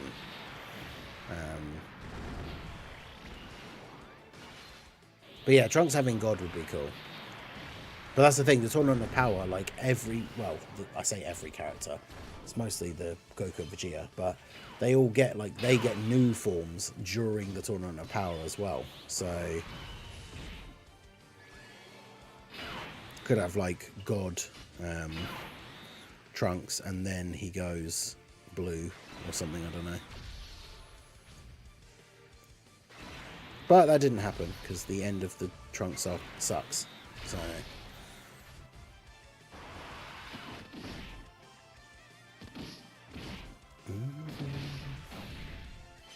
God Rage Trunks, yeah, potentially. Yeah, that's cool, because in the manga they do make a much more of a specific distinction between God and Blue. With, like, God being faster but Blue being stronger, so Vegeta's, like, switching between the forms while he fights Rosé.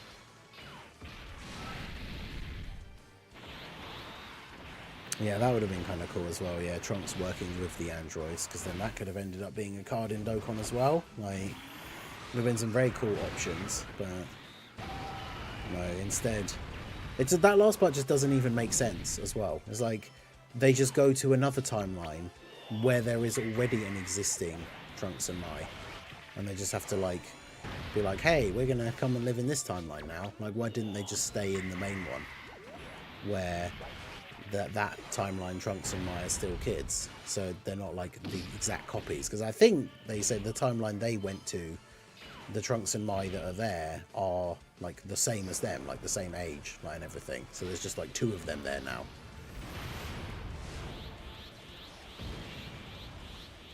It's been real awkward for Frieza to see Trunks since. Well, yeah, that's true. I mean, to be fair, it's awkward for everyone in general, right? Because Frieza.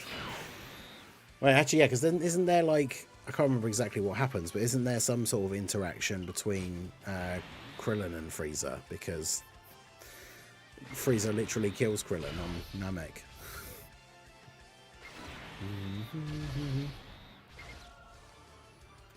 Yes, let's consistently get that 11 key. That's what we like to see.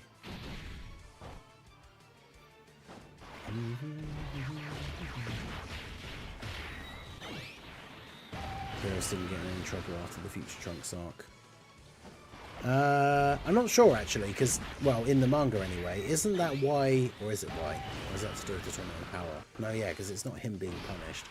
I was going to say the weird, like, god battle, where all the gods of destruction, like, before the Tournament of Power starts properly in the anime, in the manga, they have all the gods fight each other. And you can see that, like, loads of them are just trying to gang up on Beerus, but he's winning. Like, he's probably, I think it pretty much confirms that it's either him or Belmod are, like, the strongest out of the 12 gods. Because Beerus is basically winning, trying to fight off all of them at the same time. But they kind of make it look like Belmod's just kind of playing possum. Like, he doesn't look as beat up as the other guys. Which is potentially implying that he either can't be bothered or just doesn't want to show his full power. But yeah, they pretty much try to show that Beerus is the most powerful out of the 12 gods of destruction, which is kind of cool. No, don't lock Dragon Fist Goku in slot 3.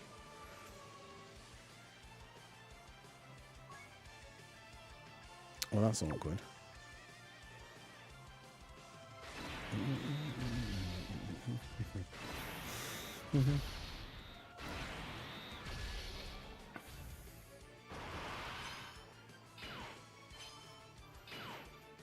In the Heroes anime, it has Trunks and Mai either come back to that timeline or stay in that timeline somehow. I mean, Heroes be heroes in, I guess. There's all sorts of weird timeline mix-ups and crossovers and stuff, so I guess it works there at least.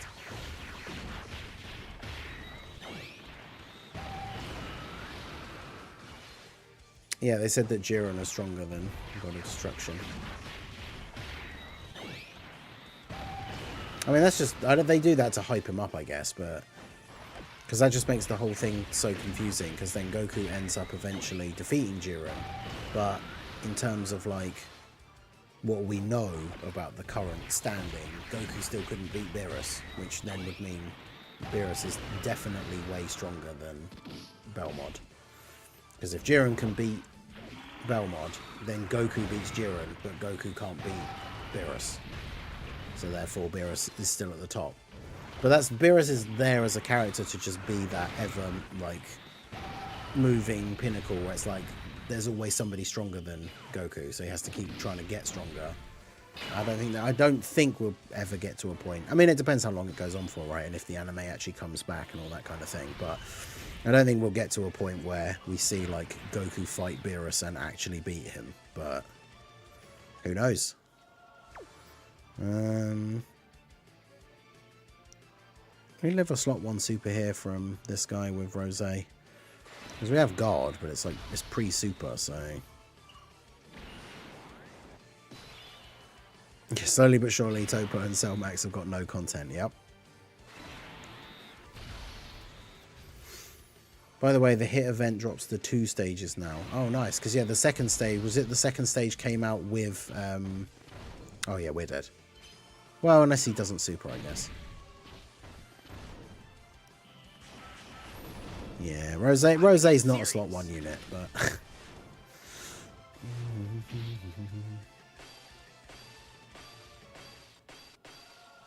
Gonna go all out. second stage came out on June 6th. Part of the Rose, yeah, Cell Max thing. And that's going to just drop on global, because when the first stage comes out as part of the anniversary, we're just going to get both.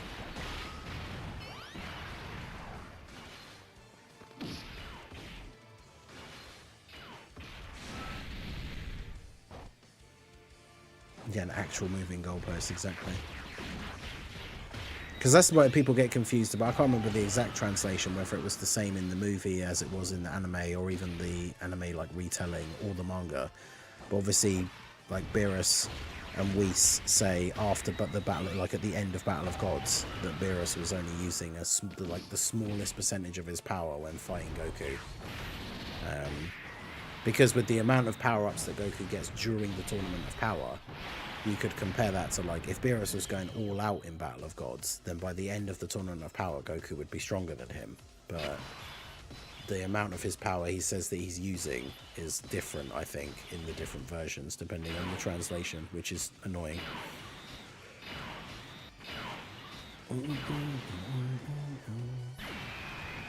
The banners won't be Sunday, no. The anniversary officially starts on Sunday, so we'll be getting a lot of the content and stuff. But the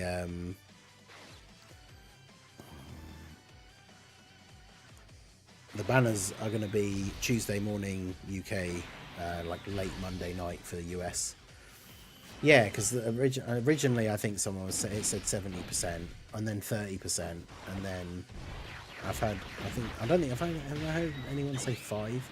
I think 30 is maybe like the lowest that I've heard said. But even then, like, that would be crazy with the amount of power-ups that Goku gets during the Tournament of Power.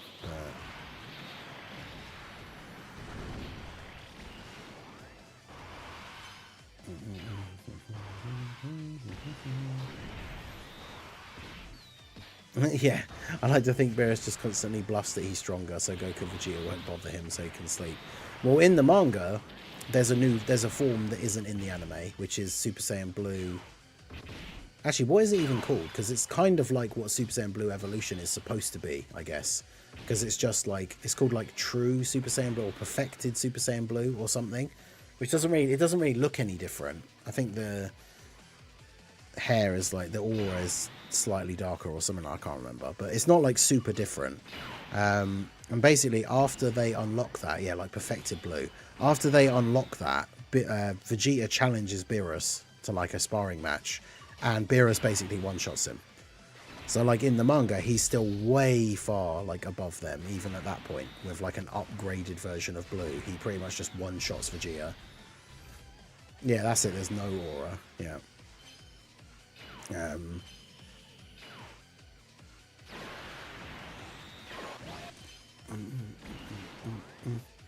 Doesn't Beerus also have like an incomplete UI form? I mean, probably. That's the other thing, is we've never seen Beerus do like any real like full, you know, his full power, like power-ups and everything. Because in theory, like the Ultra Instinct is the Angel's ability, but in theory he could use it as well. And of course, Ultra Ego, like, we can't just necessarily assume that like Beerus is always in that state or using that all the time, right? And he teaches it to Vegeta in the manga, which is why he has it.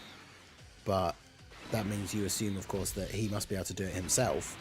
But we've never seen specifically that he is doing that. Yeah, complains about working out, but still does it. Yeah, no tickets in the data download, but remember the banner stuff isn't in the data download either. Like Gogeta and Broly aren't in the data download, so... nothing new from the data download, Red Dog. It's just the free-to-play characters, and we have the event teasers in the news. Have they said who the strongest angel is outside of the Grand Priest? I'm pretty sure they have never said anything about that, no.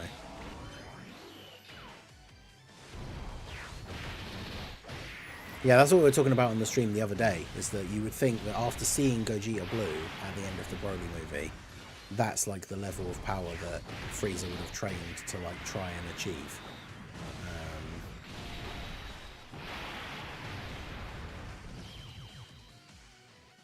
Yeah, no, it's basically the, like, it wasn't the specific one on Kami's Lookout, but it's supposed to be the hyperbolic time chamber type thing.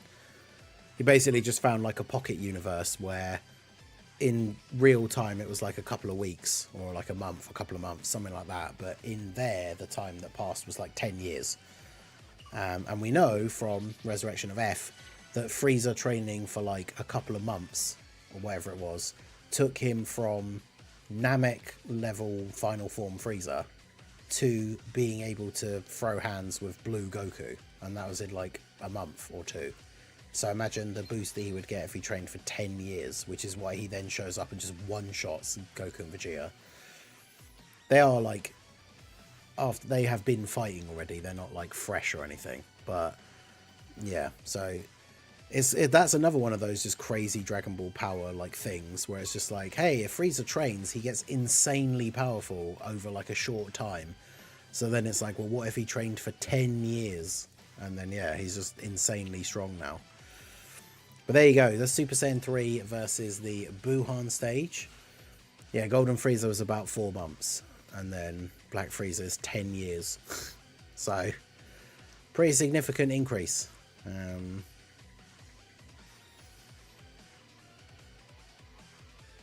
Toyotaro said the Black Frieza arc is the final arc, so we probably won't see another Beerus versus Frieza. Where did he find it? I don't know. It's just some like pocket universe thing. They could literally just explain it away as like he just found it while traveling the galaxy and it's just some random thing. I don't know, but I don't think, because he's only appeared that one time and he doesn't really he doesn't explain it like fully or anything. So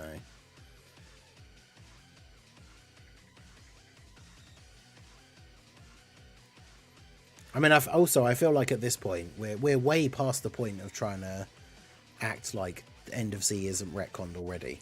Like, too much stuff has happened that would make no sense for the end of Z to still be a thing, like the way it was before. Even the fact with like Pan in Superhero is like the same age. Well, actually no, because isn't it Pan in the end of Z can't fly? And Pan learns to fly at the end of Superhero. So the Superhero basically retcons the end of Z. Like, and so much other stuff has happened, it also just makes no sense that like the end of Z would play out the way it did in those last, like, in that last episode of Dragon Ball Z. It did not, like, so much of it just doesn't make any sense, especially because there's been a time skip and then Bulma says to Goku that they haven't seen him for like years. Whereas obviously now we filled those years with all these events of like Dragon Ball Super and stuff. So even her saying that doesn't make any sense anymore. So I think it's fairly safe to say that the end of Z is retconned already, even if it's not been officially stated yet, because they just can't like fit all of that stuff in. Yeah, she says 5 years, which, I mean, we don't know how old Pan is supposed to be, but that would mean if they then didn't see each other for 5 years after the end of Dragon Ball Super Superhero. Because how old is Pan supposed to be in Superhero? She's got to be at least like 5 or 6 already, I don't know. And then it's 5 years later. I'm pretty sure end of Z Pan is supposed to be younger than that, but, and like I say, also can't fly.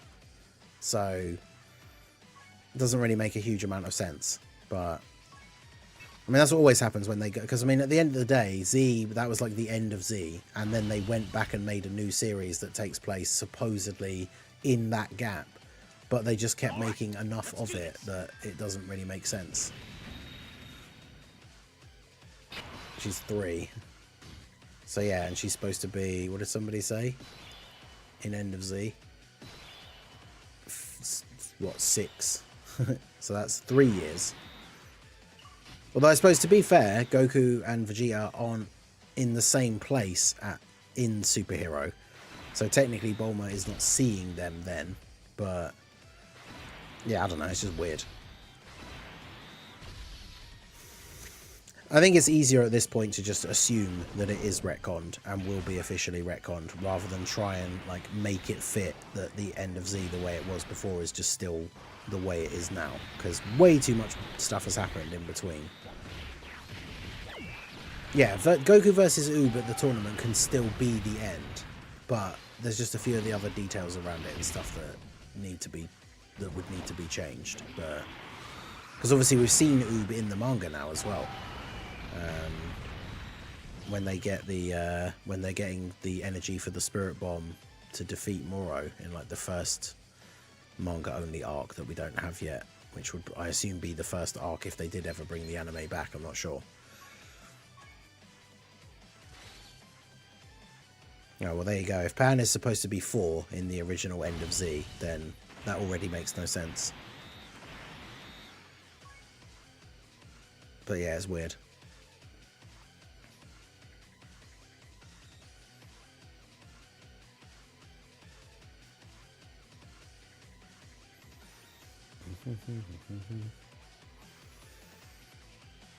But yeah, we will be, like I say, I'm going to post a short about it later to advertise it both on the YouTube and over on TikTok, which is of course now not the thing I have copied, so I have to get it up again.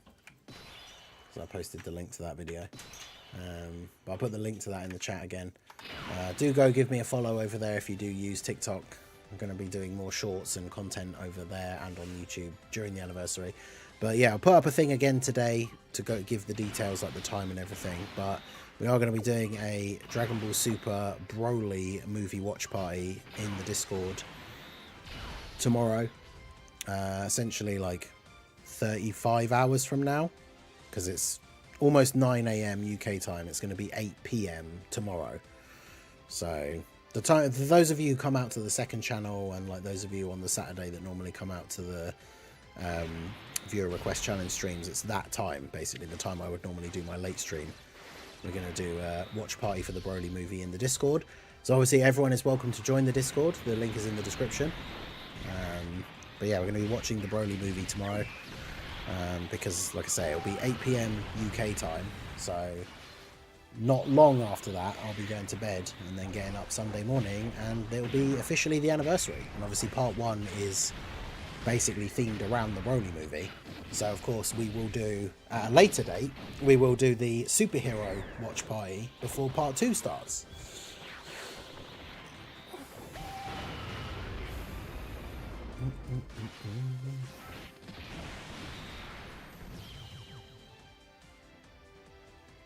End of Z Goku has a high chance of being a new summonable unit this worldwide if we go along with a GT theme. That could be interesting. Although, of course, technically it would mean it'd be another base Goku. But yeah, I think I can copy that from there. Caster put the link in the Twitch side. I can put it here. But yeah, obviously it's welcome. Everyone's welcome to join the Discord. Remember, if you are a channel member, there's a tutorial video in there if you've not done it that shows you how to do it. But you can link your Discord to your YouTube. And then if you're a channel member, you do get a member role in the Discord. And there is a members only area. I'm going to start doing more stuff. Like the Broly movie watch party is obviously open to everyone. But we're going to try and start doing more social events and stuff like that. And whilst a lot of those will be open to everyone, there will be special events or special bonuses for members as well. So if you want to help support the channel and get a bunch of cool perks out of it, the best way to do so is to become a channel member. The tier 1 membership is only $2. You get your name highlighted in green in the chat with the Timebreaker mask badge. You can see some of the members there. You get a different color badge depending on how long you've been a member. You got Drace there with the diamond badge, which is the 2-year. Green badge is the 6 months. Gold badge is for a year. There is a badge that's like it's like an orangey yellow. It's basically like Dragonstone color mask, which is the 3-year, which I think we do have a couple of 3-year people. A lot of them are just channel regulars that I know watch the videos and either lurk or just don't really pop up in the chat very much on streams. We do have a few 3 years. We have a couple of people that I know re-upped their memberships recently who are a month away from a new badge, so they'll be getting theirs next time it refreshes. So shout out to all of you guys. Shout out to all the members. Obviously shout out to everyone. I appreciate all you guys that come out and help support the channel in any way, shape or form. I talk about the paid stuff like the memberships and things like that, but even you guys that come out just by being here for the streams, liking the streams, checking out the videos, leaving likes and comments, all of that stuff that you can do for free, all of that still massively helps out the channel. Anything that YouTube considers an interaction, so stuff like leaving a like, leaving a comment, all of that helps out the channel. So whenever you check out one of the videos. Even if you don't have a comment you specifically want to make about that video, drop me a comment and let me know what you've been doing in the game that day or anything like that, because all of that stuff, like I say, does help out the channel. So appreciate all of you guys that come out to the streams, check out all the videos, all that good stuff. And yeah, I talked about it a little bit ago, but I kind of forgot. I should have really checked like the official date. I'd have to go back and look, but it has now been a year since I started full-time content creation. I should go back and see if I can find the actual post that I made, because I'm pretty sure I made a post on like the community tab to say that like starting from now basically, but I did it last year around this time, because obviously the anniversary was about to start, and the anniversary is you know, like peak time for making content and whatnot. So I knew it was the best time to go full time and just go all out with like making videos and streaming and all that kind of stuff. But yeah, it's been a year, which means I've been able to survive, I guess. I've been able to make a living as a full-time content creator for a year, which is of course thanks to you guys and the support that you give the channel. If it wasn't for you guys being here, watching the videos, all that kind of stuff, like supporting the channel, then I wouldn't be able to do that. So I appreciate all of you guys. Let me see. I should just be able to scroll down until we get to a post that was from like a year ago.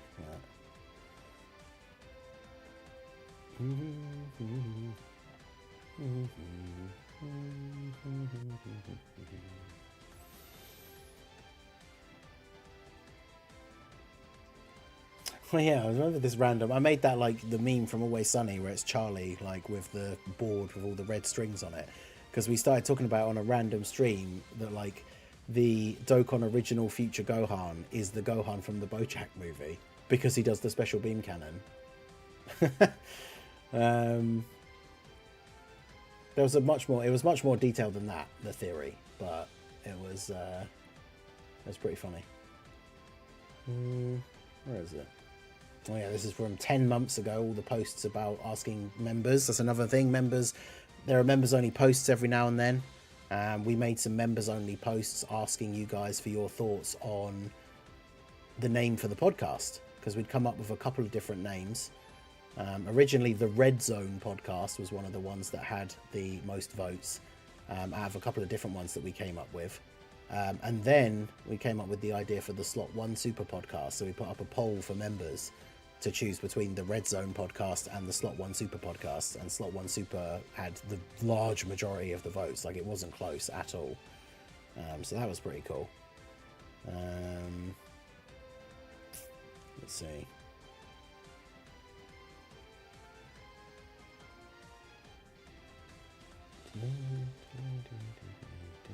All the posts about his heroes versus sin.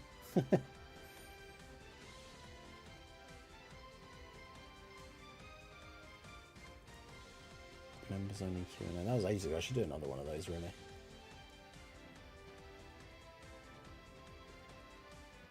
At the weekend. So that was then. Oh yeah, the big announcement was this. So that was yesterday. I worked my last day at my other job. It doesn't say the specific date though. It just says 1 year ago, which is kind of annoying. It doesn't actually show the date. Can I see from the comments? No, they just say 1 year ago.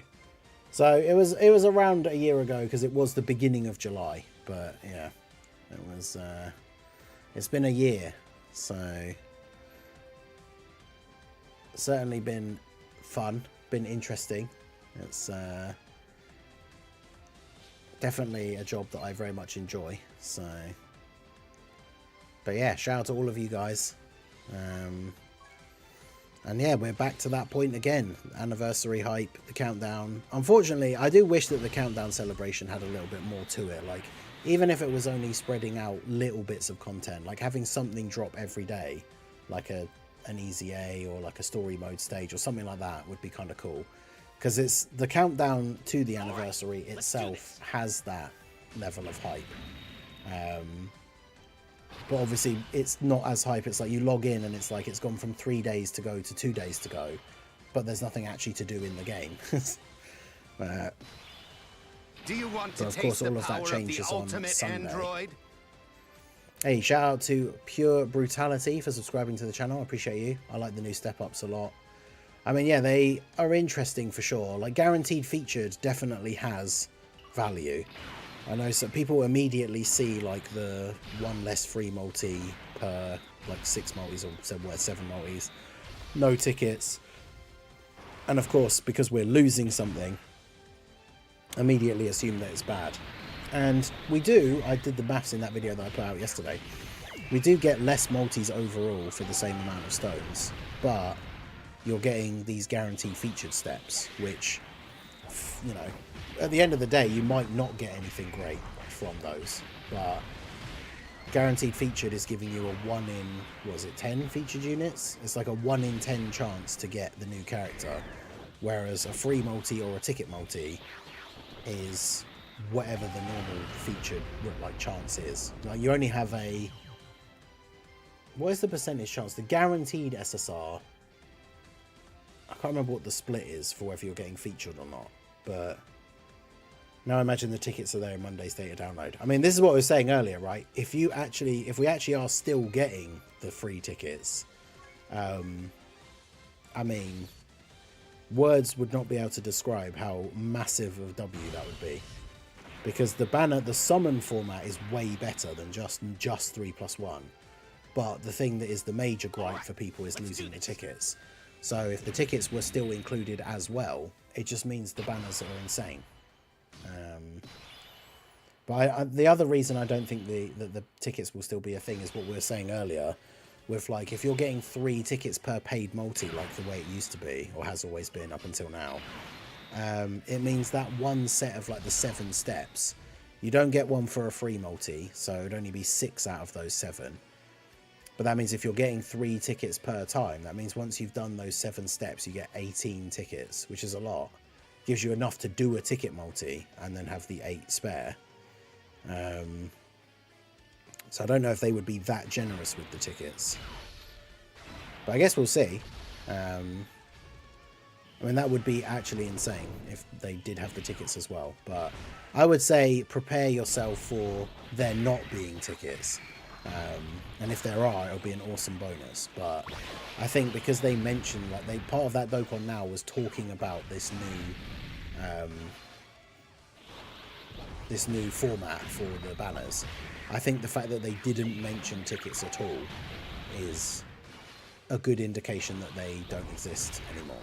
Because I feel like when they're talking about the steps and how, like, you know, these steps are discounted and then you get guaranteed featured, like the 5 to 7, that would be something that they would mention. That, like, and of course, like, with every multi you get these tickets, but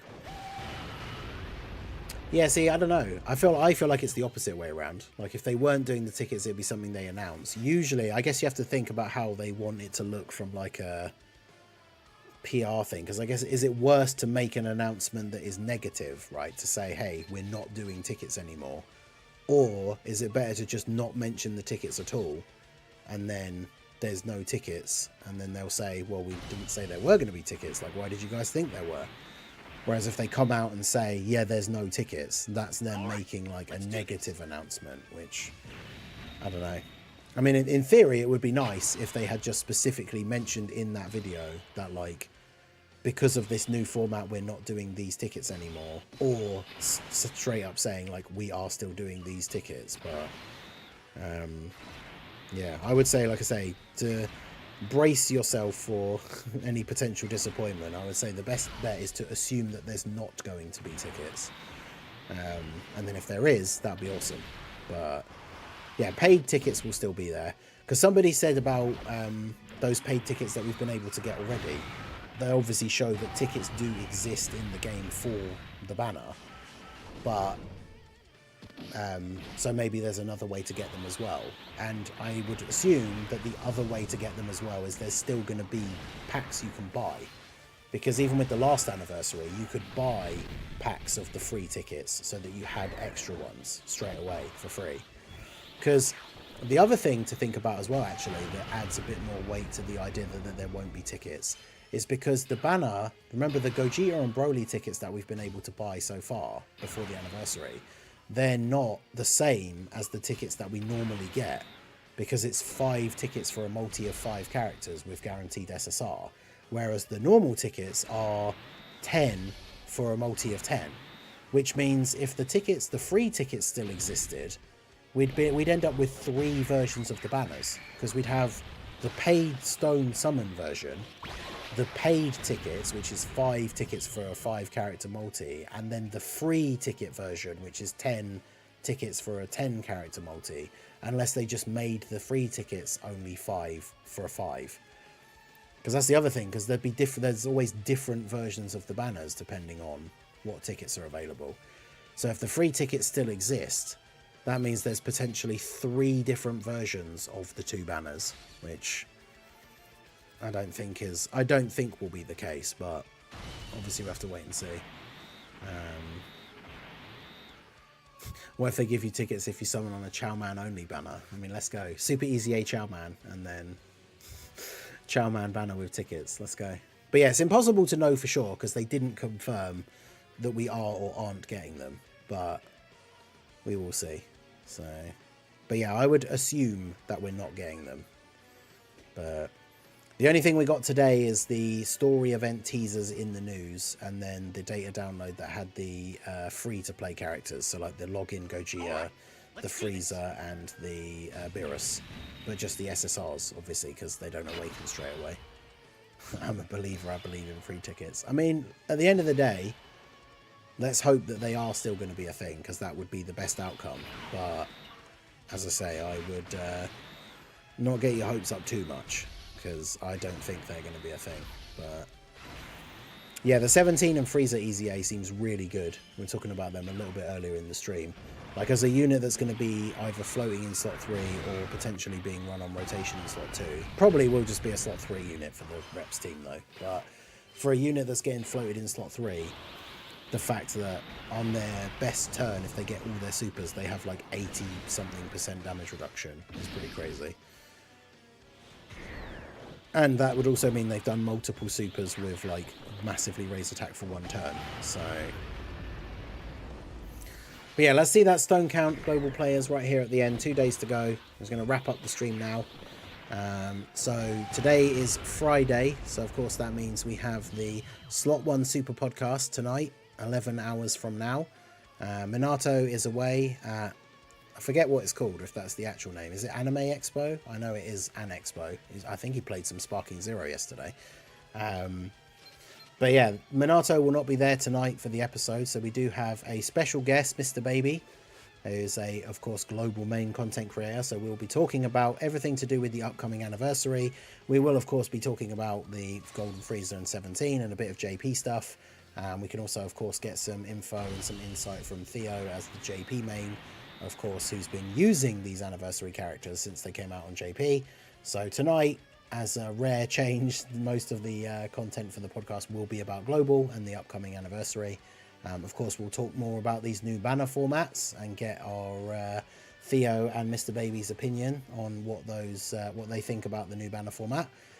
So yeah, that will be on tonight's episode 45 of the Slot 1 Super Podcast, which will be in 11 hours time. So yeah, that's going to be it from me. I appreciate you guys coming out for the stream. Make sure you hit that like button if you have not already. Subscribe to the channel if you're new. Check out the second channel pinned in the chat. We'll be doing community Jackbox party games on Saturday. And then, of course, join the Discord for the Broly movie watch party on Saturday evening. So that is it from me. I hope you guys enjoy the rest of your day, afternoon, evening, whatever it is, wherever you are. And I will see you all again soon. Have a good one.